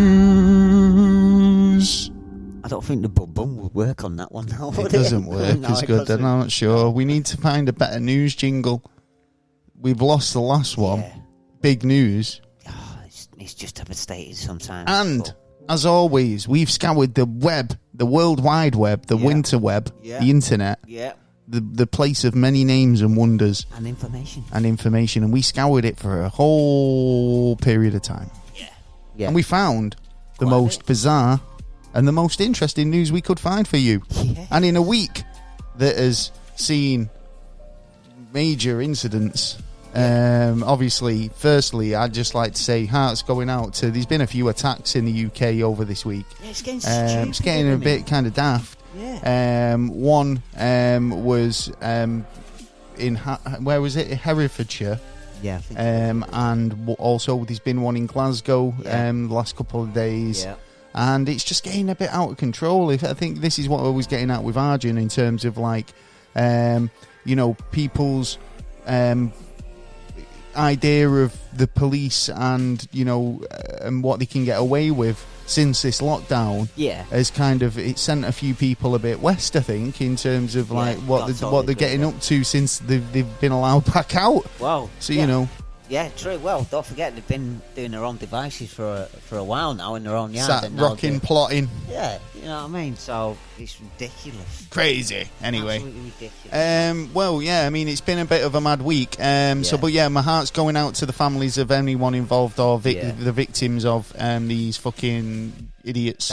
And you know, obviously, fucking, it's a bit of a strange fucking world at the moment. Yeah, and you know, fucking. Bit of a daft world at the minute. Yeah, but much love anyway. Yeah. But yeah, I found a lot of crazy news this week to get our teeth sunk into. Like, firstly, did you hear about this? This is one of the more stupid stories that I found this week. A man with a horse and cart was furious. Why? After being refused service at KFC drive-thru. What the? Man went through a horse and cart. He was hungry. What do you want? Was there a sign saying you can't have? No. Exactly. Yes, there wasn't a sign. Nah, you're 100% right. Bam. It didn't say takeaways drive-through is now open unless you're in a horse and cart. Aha. Now, I've got to admit, right, I've gone through a drive-through, horse and cart? On my push bike, right? Right. And the thing is, they did serve me, but they said that they told me that they wasn't supposed to, and I said, shut your face, serve me my, serve me my chicken. Yeah, give me my food, man. Now, the problem is, his horse and cart wouldn't have weighed as much as a car, potentially. Yeah. So he doesn't trick the sensors when they go over, so he probably was stood there for a while, waiting to be served and not being acknowledged, right? Yeah. Because they didn't know he was there. Right, I don't know. I mean, this might not be the case, but based on my experience of a push bike, it doesn't pick up on the sensors. So I was there for a while before anyone noticed, and they said, you really shouldn't be in the drive-through on a push bike. And I said, well, I'm driving through. I want a burger just to hook me up. Really? That's not yours or his problems. It's the company's problems, and they're just pushing it on to you. Ian Bell, 55, was on his horse, John, outside the KFC in where's this, in Cumbria. He was traveling through, and he said that he was humiliated after KFC refused to serve him at the drive-thru whilst he was riding his horse and cart. So Ian Bell, 55, I know I said that because they've already mentioned it once. Made it as far as the kiosk window last week, only for the manager to come out and say that he would have to leave his horse at home due to health and safety, and the health and safety of other customers. He says he didn't understand why his horse John was, all as good as gold, adding that the horse and cart were around a lot longer than motor cars. And not only that, they're still legally allowed to drive on the road. So if they're allowed to drive on the road, which they pass people who walk on the pavement and also pass cars, and it doesn't seem to have a problem, but it has a problem when it goes into KFC. Well, it's left Ian absolutely furious. He said I had to go to McDonald's. Fair enough, boycott a man, don't go back. He said I had to go to McDonald's for a Big Mac, but I didn't want that. He obviously wanted KFC, that's why he went to KFC. Well, but you can buy chicken. No one batted an eyelid at McDonald's. See? Good old McDonald's. Let anyone they'll let me do anything at all and just serve me my food. Well, within reason. What was this? Ian also added, let me find that bit again, sorry. He also added. Do you know what? When you're having computer issues, he added extras. He also added a Zinger burger, a double cheeseburger chaser.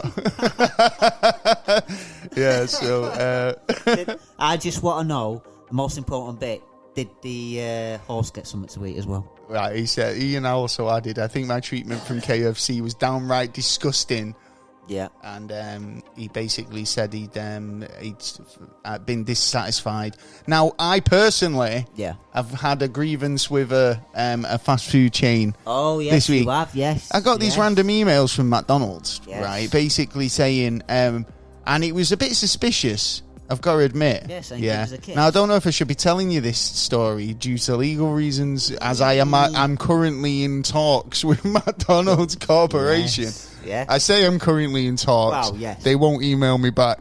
Bastards. They emailed me back once, and now they've not replied. Yeah, we want an answer, and we want it now. Now, obviously, I do have the power of the Never a Straight Answer podcast at my disposal, McDonald's. So, I take heed and return that email. Look if you know what's good for you. Look in the mirror. Find a mirror and look a good hard. Take a hard, long, strong look at yourself. That's it. Yeah, and reply. Yeah, it makes sense. And at some point, I will be able to elaborate. Maybe if they answer. Well, if they don't, I'm definitely. Anyway, have you got anything you want to talk about? Yeah, I've got a lot. Thank you. Come on. I've got pure. I mean, to be honest, all my stories are of this caliber. Oh, right. I got more serious ones. Well, come on, pull a couple of serious ones out. Let's get the fucking hard hitting journalism out of the way. Because I've got a couple of funny, serious-ish ones myself. Funny-ish ones. Yeah. Because one relates to your main man.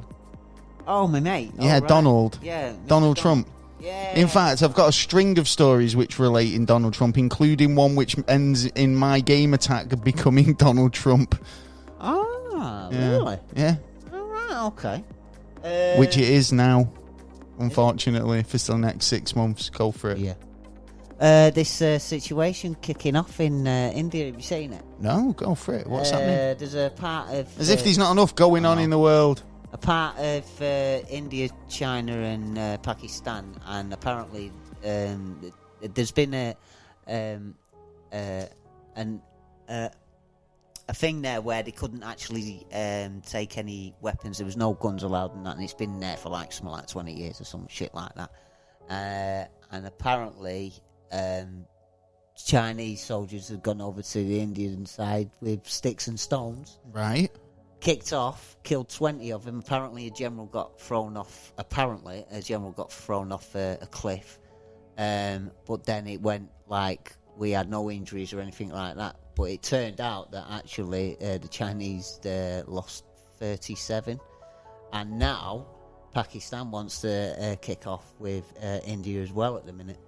So they're all kicking off over this little bit of land that's worth. That's always what it's about. Some little bit of land. Yeah. Do you know what I mean? No one lives there. Nothing can live there. Well, just divvy it up between you. That's what they have done.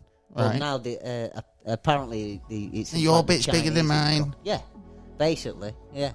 Oh, for fuck's sake! Kicking off again, and it's like what just seems like any excuse at the moment, isn't it? But China's kicking off with India, America, Australia.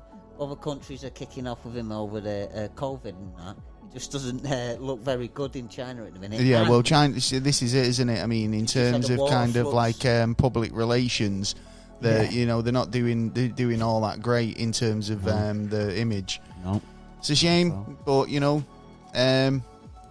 one of them things that hopefully it's going to calm down, but it just keeps escalating at the minute. And apparently, the Chinese forces are moving more.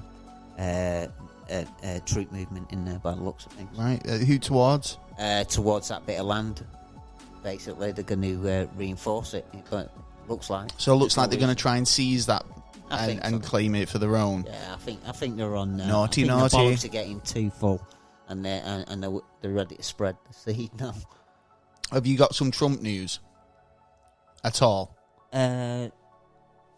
Right, well, I'll tell you my 3 stories, and then you can pop yours in around and about, yeah? Yeah, all right. Right, so first off, this story's only could just come forward, but it relates to Trump's plans to, bring peace to North Korea. Oh, yeah. Yeah, and apparently what he wanted to do was, so Donald Trump tried to use Elton John as a peacemaker, with North Korea's leader Kim Jong-un, according to a new book that's been published. Trump's former national security advisor, John Bolton, says the president is a big fan of Elton John's music, and he tried to get Kim Jong a CD of Rocket Man after discovering that Kim Jong-un, the leader, had never heard a track. Never heard a single track of So he says, John. Boy, I bet Elton would have got a real kick out of this. I'm sure he would. Yeah. Oh, my days. So, that's what the president reportedly said. So, I think Elton John was having none of it. I'm not sure. I'm not sure. Do you not think... Well, I would have been a bit, happy to, know that my tracks have been used for peace. Yeah. I'm a rocket man. Yeah, at least you can say something about it. Right, so... That was my first bit of news. I thought I'd ease you in, because this next bit is absolutely fucking phenomenal. Is this going to be the hammer now? This is one of the hammers. Right, yeah, okay. right. So, I've got a couple of hammers, have I? Go on then. Oh, right. So, Trump did a political rally. Yeah. And obviously this has been all over the news. Most people have probably heard this already. Yeah. That Trump organised a protest rally in Oklahoma. Yeah. Yeah. And on the basis of internet stats and stuff, and basically people registering interest into the event, it basically sold out. There was interest for over 1 million people, right? So much interest that they erected a stage outside the venue to house the overflow people who were going to show up. See, right? It was nice and generous. So set all this up, right? Now, what had actually happened was a lot of people on platforms like TikTok, Twitter, Instagram, and primarily TikTok, I think it was, all went out and registered interest in going to this rally, creating more demand and obviously the reason for them to spend more money on stages and whatnot, with no intention of going, right? Now, that was kind of like a blow. Now, 6,200 out of the 1 million who expressed interest actually has turned up. Yeah. And based on the capacity of the arena, which I only assume they would have booked a bigger place because they were expecting so many people, looked virtually empty, right? Yeah. Not a very good turnout based on the venue, right? So, that was fucking hilarious, right? No, it's not. It's political sabotage. In my opinion, that is pretty funny, That's right? political sabotage. And, but I was reading an article today which takes this one step further, right? Oh. So, earlier this week,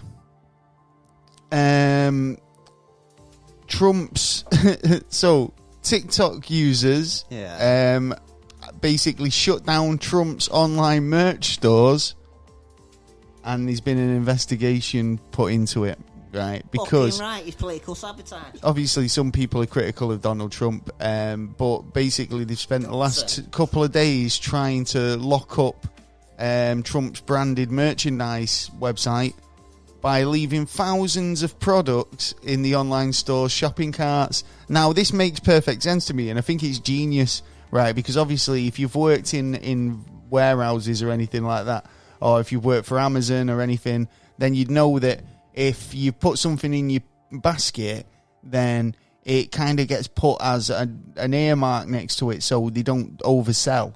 Yeah.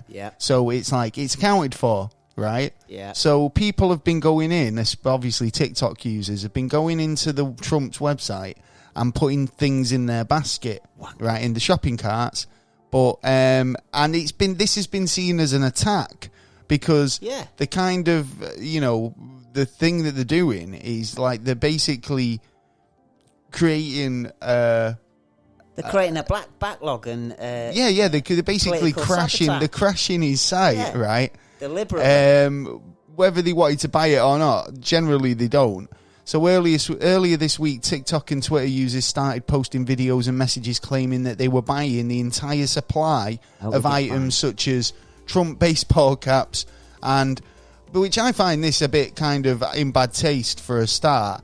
BLM onesies, but where it says "Baby Lives Matter." Yeah, that's right. I'm pretty sure that's a bit out bad taste. Then leaving them in the shopping cart, making them unavailable for people who actually do want to buy them. Yeah. And it has been seen as kind of like a bit of a political sort of cyber attack, which is. But I think the ingenuity of it is quite funny. One Twitter user wrote. FYI, all those Trump baseball caps are not sold out because I have over $9,000 worth of them in my shopping cart with no intention of buying them. Wanker. That's pretty funny. So, I mean, what would you call it? Would you call it political espionage? Do you think that this is somebody from an opposing party that's kind of putting people up to it, or starting this, or what? Well, it's I don't know. For all I know, it could be Antifa that's fucking, started all this shit. But no doubt, it's the people who've actually done this are not recognising exactly what to do. I hope they all get fucking fined for it. Oh, well. I hope they all get fined for it, because if this is the case that you can do it to President Trump, then you can do it to any firm. You can close down any firm. So if any firm comes around, let's say, like what they went with, like Nike, saying that they've been using other countries' people for slavery to make the materials and that.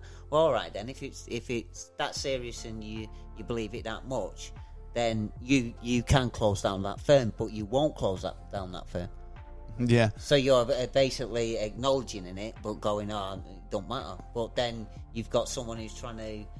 In the political eyes, and you're allowed to do it.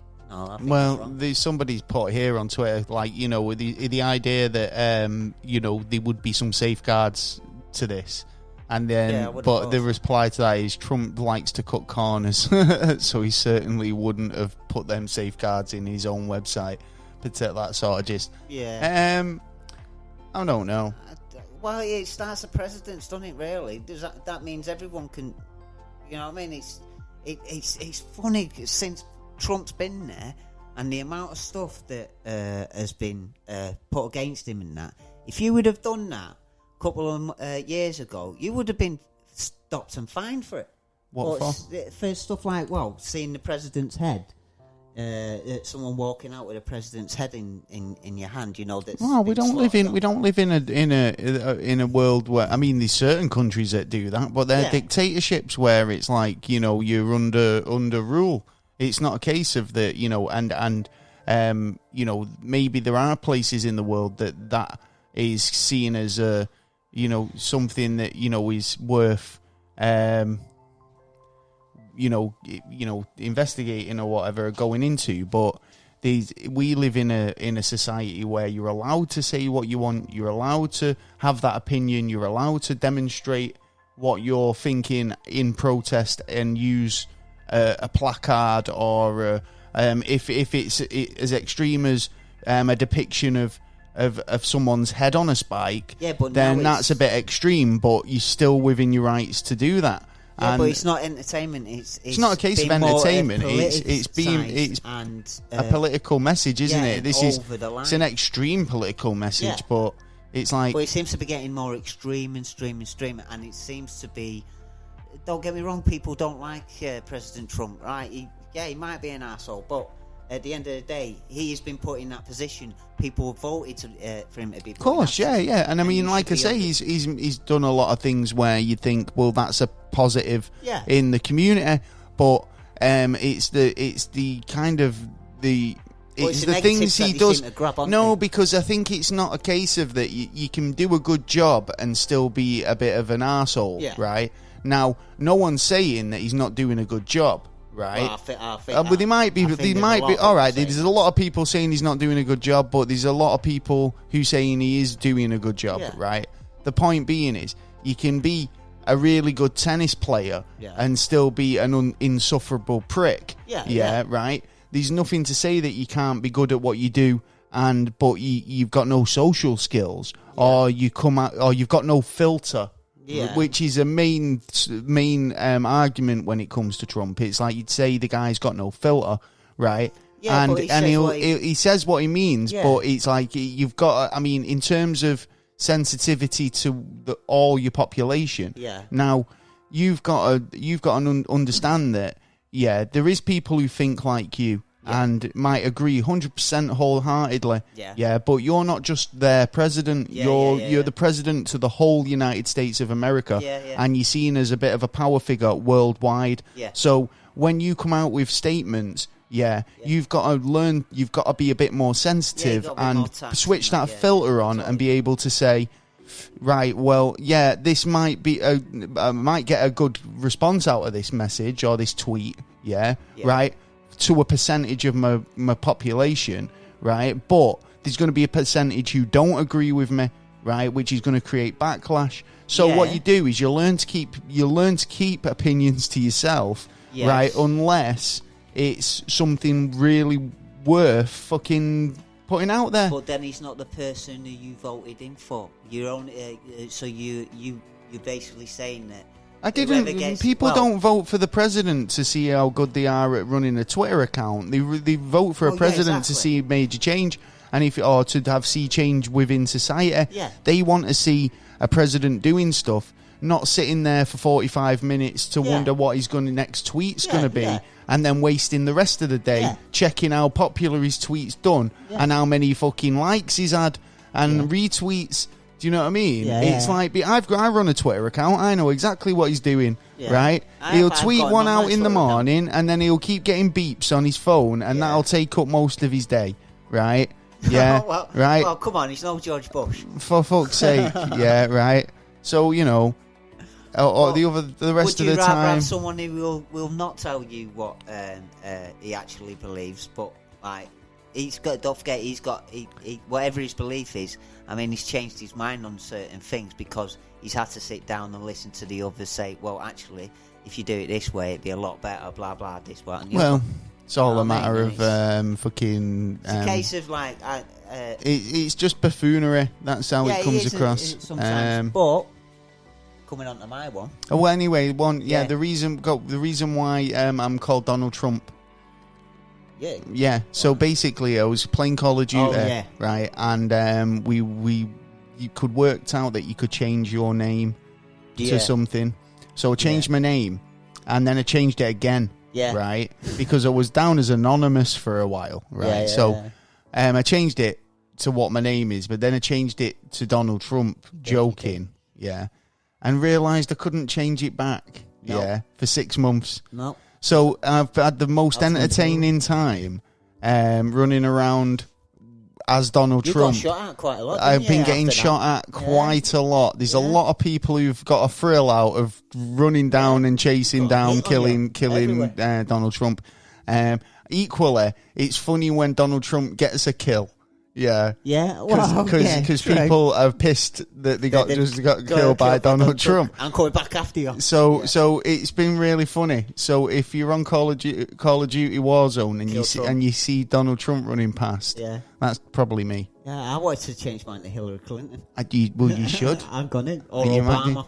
We could have a full team of presidents. Working together, Democrats and Republicans for the one team deathmatch, capturing the flag. It'll be awesome. So go on. What's your news? Well, my news is from apparently. I've seen it actually. There was allegedly. There was an interview with a Judge Joe Brown, who was talking about Donald Trump. And he was coming up with... It's not the Donald Trump show, is it? Well, no. He's got his own. Go on. It's called the presidency.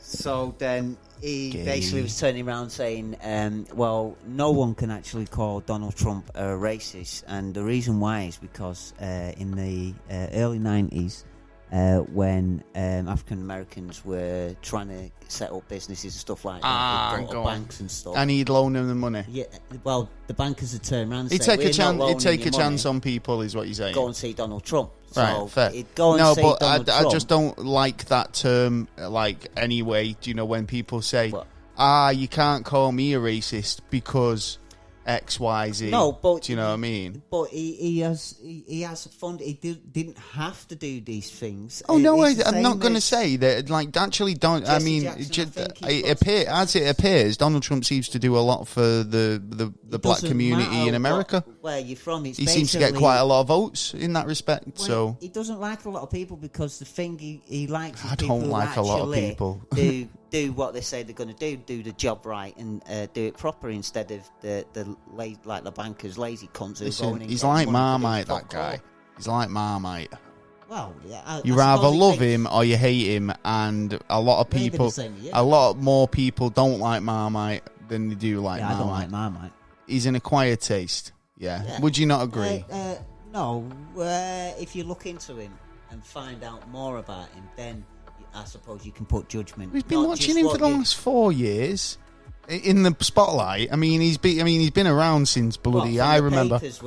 I remember him on Home Alone. Yeah, but all them have been bringing out negative stuff. I remember him. I remember him fighting Vince McMahon. Yeah, exactly. He's been done all them kind of stuff. But if you go out and talk to the ones who actually know him, then you'll get a different opinion, because no one.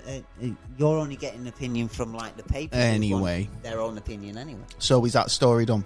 Yeah. We've done a big segment on Trump there, so Trump fulfilled, right? And from one big cock to another, an angry man at the centre of a planning battle erects a 7-foot penis in his front garden. What? Yeah, exactly. Jamie Grange from Wilton in New York carved out a massive phallus out of a large piece of wood that he found. Why? After local authorities knocked back his planning permission for him to build a new workshop. Good lad. So he went out there and he carved a big dick and put it in his front garden. So obviously, angry over the local planning dispute, he'd been arrested for erecting the massive penis-shaped statue. Yeah. Unfortunately. It was on his own lawn as well. Well, it'd be funny if he put it in someone else's. Jamie said that he's been engaged in a dispute over plans for a new workshop with the town hall, and he said he was. He said the plans weren't up to standard, so he was to get his own back. He carved a 7-foot long pine wood penis. Yeah. What? And he's got planning permission for that? No, he didn't get planning permission for it, but he put it pride of place in his front garden. Some locals said that he had a laugh about it, and then basically sat alongside it, encouraged them to take photos. Yeah, why not? It became a bit of a landmark site. So he said he'd lived in the area for 10 years, and local media on Friday just said he just wanted, put my workshop up, but now I've got a penis in the garden instead. Well, a lot of people would like a big penis in the garden, but well, he's got one now, so he can't complain, can he? Well, yeah, it's fucking hell. Well, he wants a workshop. That's the difference, isn't it? Why don't he make his workshop out of a big penis? Yeah, because it seems because the council are probably asking him for permission for the penis now as well, isn't it? Yeah, he's in a dispute already.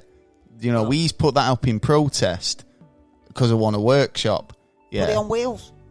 Drive around in it. Then. Yeah, all right then. I'm fucking going hell. Yeah.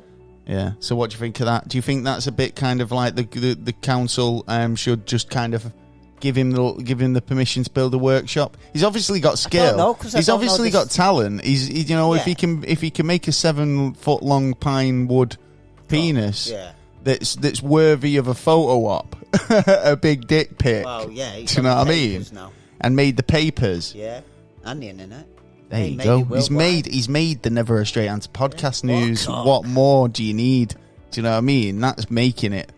Fucking boobs next week. Page 3. So they won't let me cut my garden. I had a dispute with the council over my hedges once. Why? Because they basically, when I moved into the apartment, this hedge was like taller than the block, right? Yeah. And then I'd lived there for a while, but it was always their responsibility to cut it because I'd need scaffolding. And it was so tall, the bush, that I couldn't do it with just general DIY equipment. You needed scaffolding to get up that high.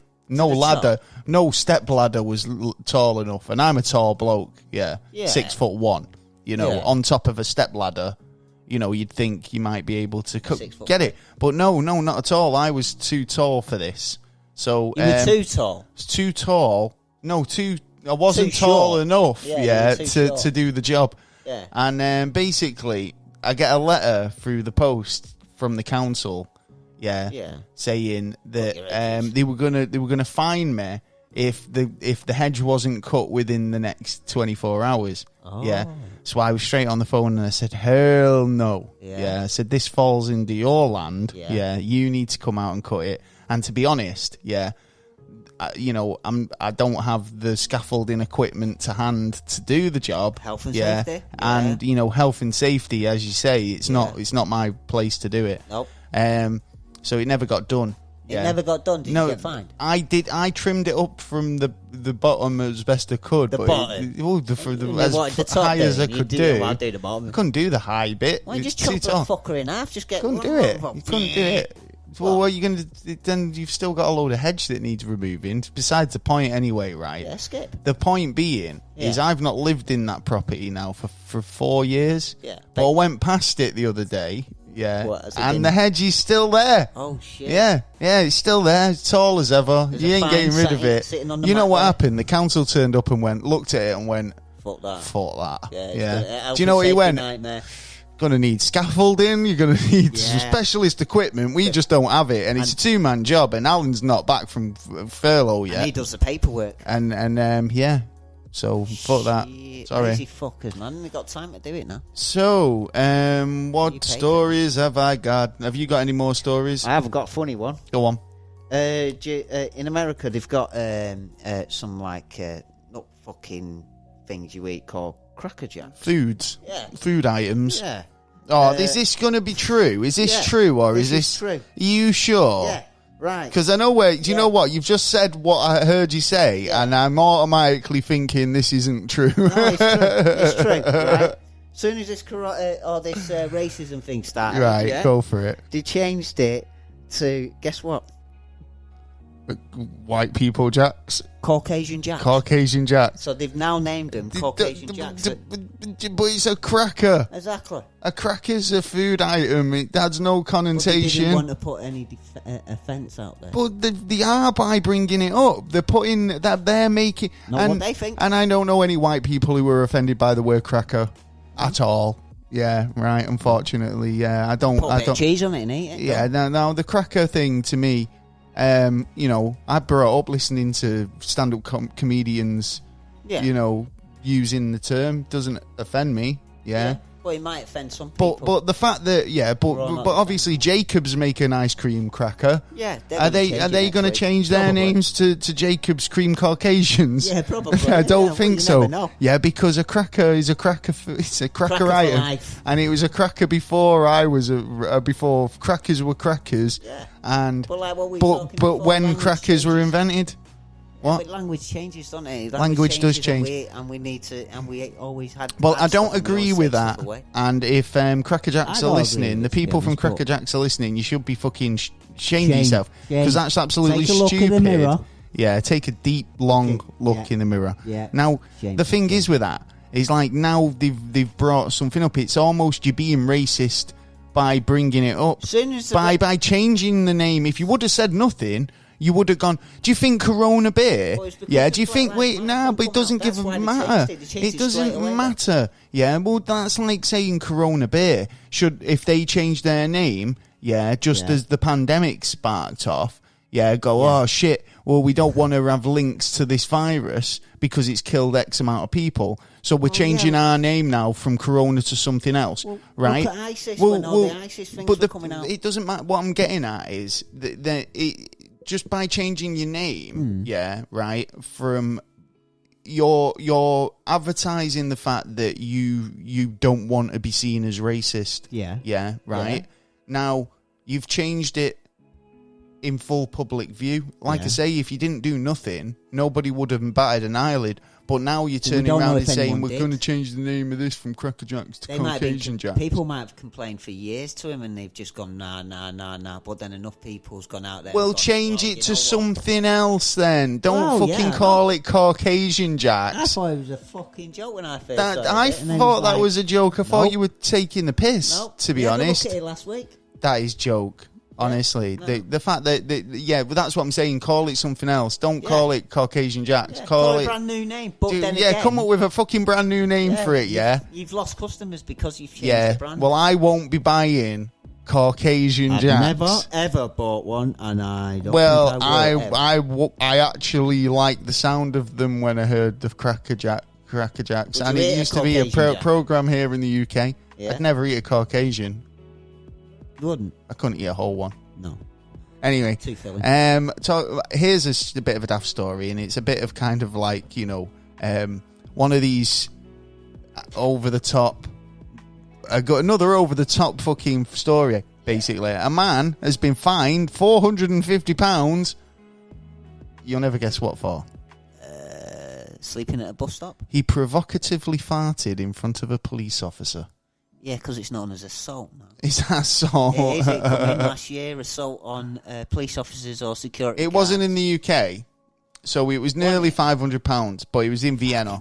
And he was, so he farted provocatively in front of a police officer. What, you mean I love that line. In their direction? I fart in your general direction. Your mother was a hamster. But how stinky was it? What, had he just eaten? Yeah, but he had a curry the night before or something. I'm getting roast beef. He's getting a red hot arsehole. Well, Austrian police were forced to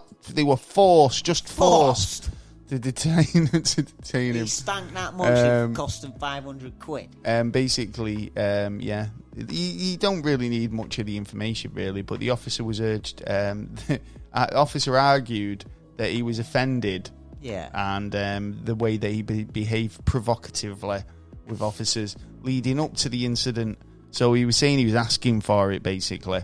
They wrote on Twitter that the man had been sitting in the park on the park bench. Just before getting up, he looked at them and then he let one go. See, that's just. And he was like looking provocatively gotta be more at the officer. There's got to be more to that than just that. Getting done for fine. Well, no one ever gets arrested for just letting one go. But this man has appealed the 500 euros, which is the equivalent of £447. Oh. Well, you know what they say? You have to pay the taxes, but you don't have to pay the fine. Don't pay that fart fine, guys. No, you'll set a precedent. Yeah. You think about it, you will, because if you get away with it, then they'll be more likely to go out and actually charge you for farting in front of them. True. Now, have you got any news? I have. Go on, what have you got? Because I've got a fucked up one, and then I've got some NASA news. Apparently, when we was talking about the Mayan calendar. Yeah. 2012. Well, apparently, which still hasn't arrived yet, so we'll look forward to that. But it has. Based on the Gregorian at the end of this month, apparently, the 30th of June, 2020, the same time as the start of the summer solstice in England, and there is going to be an eclipse on the same day. And what's that? All marks down the end of days. Apparently, that's the next date for the Doomsday. There's been a few of those, and like I said, we've reported on a few of them. But I was watching Ghostbusters 2 the other day, and it's that bit with Pete Venkman and the World of the Strange, which this show kind of sometimes reminds me of. And he gets the two people on, and they're telling you about when they believe the end of the world's going to be. Yeah. And we get it all the time. So who's the orchestrator of this one? Who's saying that it's going to be the end of the world this time? Right, you remember the guy so I can fucking blame him when it all does. Remember the guy who... Mayan calendar for one. Is it the guy from the Mayan calendar? The one who's actually put forward about 4 different dates based around the Mayan calendar, and he's been wrong every single time. Yeah. And then he keeps going, fucked up. Oh, what I did, I forgot to carry the one. Oh, sorry. In fact, it's this date now. And then next time it'll be another Apparently day. This is it. This just is to keep in the fucking the sphere. Yeah. Go for it. What's he saying? Apparently he says, like, this is the one now. Everything is set up. So memorable, I forgot his name. It's like, I don't know. I can't remember his name. He's not that important to remember, to be honest. Well, no, he's funny. I wouldn't say he's funny. Maybe a bit... he needs to do a bit more on his maths or something. You know what I mean? Because he said, like you said, he's said it, like, several times. And there's only so many times one man can be wrong. He's crying wolf. This guy is like, bite us on the ass. Because one day he's going to get it right, and that's the day we're going to all go, oh, whatever, mate. We're not listening to you again. You just keep fucking getting it wrong. Although there's a new film, Jared Butler film that is starting to look good. What, Jared Butler's predicting the future about the end of the world? Well, no, it's called Greenland. Yeah, Gerard. Yeah, he's... you think you totally took that out. Oh, Gerard. I know. But yeah, I saw an advertisement on his new film. It looks actually really good on Meteorite Hitting Earth. Oh, right. It's a bit like Day After... Well, not Day After Tomorrow. 2012. What? No, that other one. Armageddon. Yeah. I watched that the other day, actually. Well, yeah. I love that film. Apart from, and Steve Buscemi's so funny in it. Yeah, right. When he's got space dementia. It's hilarious. But there's one bit, and I think I've said this before, it ruins the whole film for me. What? And if we're talking about fucking crackers, we're talking about animal crackers. Oh. And we're talking about fucking Ben Affleck and his animal crackers. Oh, yeah.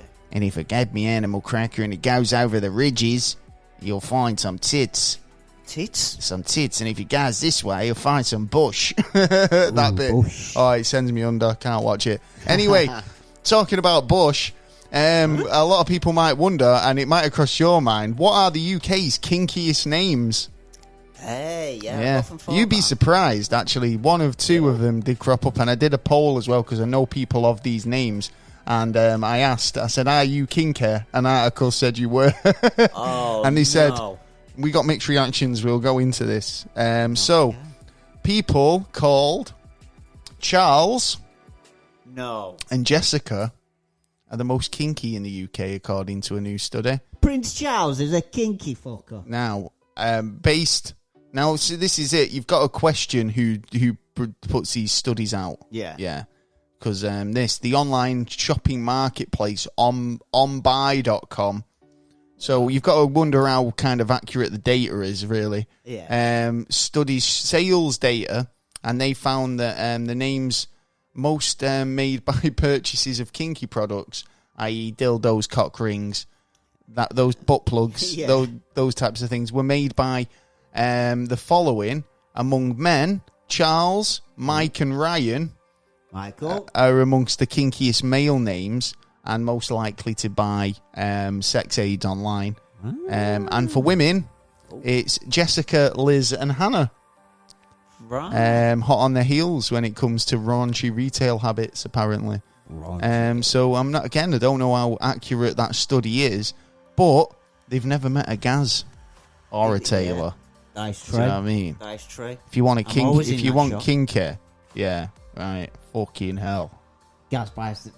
You're just terrible on. You want to see? You want to see my Amazon shopping cart? It's full. It's full of Trump stuff. Yeah, I got loads of baby grows and onesies and whatnot. Yeah, just fucking bought one yet. Not bought anything yet. I'm not pressing that button. Hang on. There we go. Yeah. Hey, yeah. So yeah, that's pretty much it. So yeah, do you agree? Are you a Charles, a Mike, or a Ryan? A Jessica, Liz, or a Hannah, or are you a dirty, slutty Gaz? Get in touch. Let us know if you agree with that poll, because I'm not sure. Look at your partner. If your partner's that name, and just ask him. And ask him, are you a kinky fucker? Yeah. She's like, well, no. She might look at him and go, well, I know who buys all the sex aids in my house. Yeah. Do you know what I mean? Yeah. So you know. Yeah, the granny. Yeah. Oh, cold shiver just went down my spine. So we got some NASA news. Yeah, NASA have just released a competition that you might be interested in. Ooh. Well, more of a competition. They will basically, it's competition to design the moon toilet. Moon toilet? Just a hole in the fucking soil. Moon toilet, man. Gravity and stuff in it. It's like, there's different forces at play when it comes to pooping on the moon, right? And the NASA will pay big dollar, if you can design the next moon toilet. So NASA is offering up to $20,000 to build a shitter if your lunar toilet design is in advance of the Ames mission. I will start making to the moon now. The toilet has to be compact. It also has to hold plenty of waste whilst also being relatively quiet. The competition is open until the 17th of August. So if you get your design ready, you could be part of poop history. Hey, yeah. Toilets are great, aren't they? Yeah. Yeah. Modern toilets. The modern toilet, though, is a marvel of engineering. Yeah, you've got to admit. Oh, yeah. So, obviously, the fact that gravity has a lot to do with it. Yeah. The way the water system runs, which side of the equator on. If you want to go down that Simpsons episode of which way it spins. If you want a special one, go and get a Japanese if you want a talking one, you can even get toilets that tell you, have a nice day, all the rest of it. Yeah. Tell you can e-books, playing out of it, bit of music, Talk whatever you want. Also, right, there's a fad, I won't say fad, but there's a thing that you can buy now where you put your feet up. So, it's a squatty potty, I think they're called, Well, and I'm going to demonstrate now, I know you can't see me, but like you basically, it's a little foot stand so it puts you in more of a squatting position when you're having a poop. Yeah, so maybe if you're going to be designing a new moon toilet, these are things that you want to incorporate into your design. Am I wrong? You are not wrong, because actually we should all be pooing like that. I think we should all be pooing like that. Everybody poo like this. Apparently we should all, if you're straight, you can't do anything, lift your feet up a little bit. Yeah, get your poops. Just hold it there and it will relax you more. Like you're pooping in a hole in the ground. It's actually scientifically better for you. It is. Beneficial. Actually comes out a lot easier as well because of gravity. I know we lowered the tone in this show. But it's true. It's science, man. But that's the point. It's like gravity behaves a bit differently up on the moon, so you've got to come up with a toilet double the amount we've got. Is able to kind of function in those circumstances. Plus, no flowing water or waste disposal. So it's going to have to be something along the lines of one of these sunny flow toilets of some description. So if you're a plumber and you listen to this show, 20 grand up for grabs. Yeah, go for it. 20 grand. Just to do a design a toilet. Yeah, throw one in. Yeah, it's got to be functional, but get out there, do it. Drop that bucket. Bit more NASA news, and it's also, again, in relation to technology and invention. Ooh. NASA wants to build a steam-powered hopping robot. Okay. Well, reasons for this is you want to explore the icy worlds that they're out there finding. There's a lot of icy kind of places and terrains, and obviously the modern or the kind of existing space vehicles that they've got, lunar rovers, Mars rovers, maybe they're trying to reinvent the wheel, if you like, on this one. So they've invented something that resembles a bouncing ball like robot that's powered by steam. Sounds a bit steampunk. Smart. Bit fantasy stuff, but could be actually an ideal way to explore some of the distant icy environments in our solar system. The idea behind NASA's new robot concept is a steam-propelled autonomous robot. They're going to send it out to ocean worlds or sparrows around the cosmos, and it's going to be about the size of a soccer ball, so a bit drone-like. In a metal cage. Yeah, I believe there's an idea of dropping like 20 in a bunch, trying to get as much out there as possible. Yeah, get a load of probes. That's basically what you do, though, isn't it? I mean, this is what I think why we have so much activity, because in the same respect as if we were looking for life on other planets, we wouldn't just go wading in. We'd send loads of probes and exploratory vehicles to check it out, and then we'd potentially go down there once we realised it was safe. Now, if other species and other planets are coming to check us out, maybe they are keeping the distance because they're still at that stage of just exploration. They don't want to get too close just in case, and rightly so, to be honest. We'll just give them something. Well, yeah, more than likely. Have you got any NASA news? I have. Yesterday we had another spacewalk from the ISS. There's quite a few of them. Yeah, there's been a few, haven't there, recently? Yeah. And actually now you can see the sun over the last 10 years. There's a video that's just come out. Oh, I saw that. Yeah, you can watch it, and it's time-lapse. So, so you can see the progression of the sun and basically how it's changed over the last 10 years in a 3-minute video or something like that. Yeah. It's really good, actually. I definitely recommend checking that out. And I've been looking more into if you remember when I was talking about particles on the last one. Poo particles. You've got to invent that toilet, I told you. Well, I will do. Just give me time. All right, no worries. The particles coming back up from Antarctica to about time travel. Right. About going backwards in time. I've been having a look more into that cases and the evidence around it. And what are you thinking? It's a massive question because none of the particles should be coming back. So, like, they're right what they're saying at the minute. They're getting stuck in the past. They need a particle dock that'll help him fix the time machine, which will help him get back to the year 1985. And in fact, there's loads of. It sounded so boring then. What you need to do, Granville, is get them to travel back to 1985. Oh, no. All right. Anyway, so basically that's your news for this week. Hey, woohoo! Hope you've enjoyed the show. Yeah, I've fucking enjoyed it. Yeah. It's good to be back, and we'll be back to full speed ahead, Captain. Over the next couple of weeks, you'll be getting as much content as you can fucking handle, and as much of my bad language as you can cope with.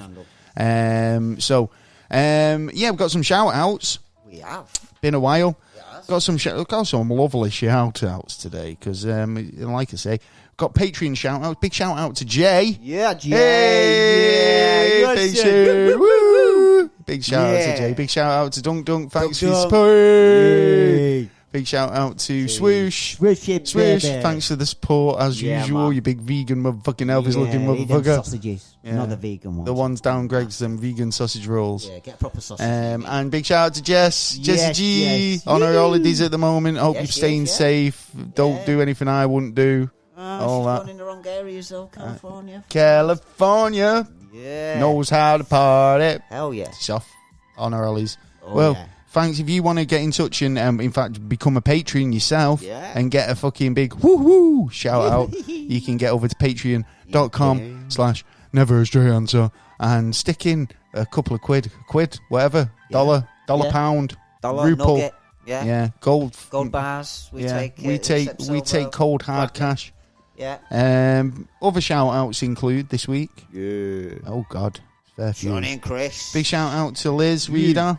Thanks for support. Derek. Yeah. Derek. Over at the geek. He's the Geek Potato over on Twitter. Round and Round the pod. Yes. Podcast. The Culture Quest podcast. Yeah. The Bulldog and Dragon. Bulldog. Big shout out to Secret Bunker podcast. Secret, eh? Big shout out to Tennish podcast. Big shout out to the Killer Rabbit Boys. I know they're on a break at the moment, but can't wait to have you guys back. Yeah, man. Definitely deep in history. Oh, wait, I was going to do that one at the end. Oh, well. We'll give him a bigger shout out right at the end because he's a fucking legend for coming on the show. We'll get one at the end. All right, big shout out to Deep in History. We'll give you two. Yeah. Who else? Big shout out to Chris and Suze. Yeah. Big shout out to Micah. Yeah. Agent Coulson. Anyone I've missed. There's so many people I like to shout out. If you want to get involved and add to the show, be a guest potentially, just reach out. We're really nice and we'll love to talk to you about it.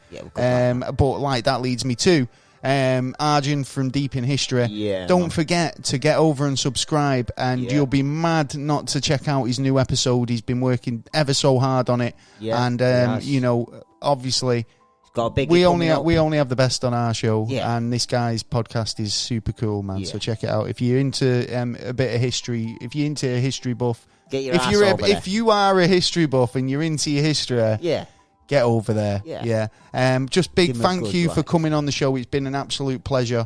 And we'd love to have you on again. You can get in touch with us at neverastraightanswer@gmail.com, or alternatively go over to the website www.neverastraightanswer.co.uk, where you can contact us via the website there. Don't be dismayed if you go on that chat window and we don't respond right away. It comes through on an email. So we will get back to you. I got a few of those where I've got to get back to you. One, I had a message there saying, is it a mute point now, or will people use LiDAR correctly or something? And there was no context to it. So if you want to get back to me, I think it was a guy, Dave. Get back to me and we'll talk about it. Dave, and we'll talk about it. We'll discuss it. Yeah, man. But we're always open for a chat. Yeah. If you want to get in touch, what a collab, sponsor us, whatever. Please get in touch. Yeah. I think that's it. Other than that, you can subscribe to us on all podcast platforms. We're available on Anchor FM, iTunes, Spotify, iHeartRadio, Castbox. We're on everything. Yeah. So wherever you get your podcasts, we're available. We're also available on YouTube, and we do occasionally put videos up on YouTube, but we do put the podcast up weekly on there as well. So check some videos out there. If you want to check out some of the videos where we did a video alongside it, then they're up. Yeah, see our pretty faces. And in a couple of episodes, I think we've got 10 episodes or so, we're going to do 100th live show. Yeah, live ringing. Where you can call in, you can ask us stuff on the live chat as the show's happening. It's well worth getting in, and the last one we did was really fun, and we got quite a lot of people watching, so get over there. Other than that, it'd be great. I'm gonna say good night. I think. Is it good night? I think that's it for this week. But we'll be back. Yes, we will. And that's really good. I love the fact that we can say that we'll be back next week. We will. I was going to say in uninterrupted services. Yeah, right. Yeah. Will not be a thing of the past. Yes. But I couldn't even say it. Interrupting the service. There you go. Is that right? Yeah. Right. I'm out of breath. Right. Well, on that note, we'll call it a night. I've been Gaz. I've been Taylor. And we've been the Never a Straight Answer podcast. We'll catch you next time for another episode. Peace. Oh. I'm going to have a lollipop. Very thirsty.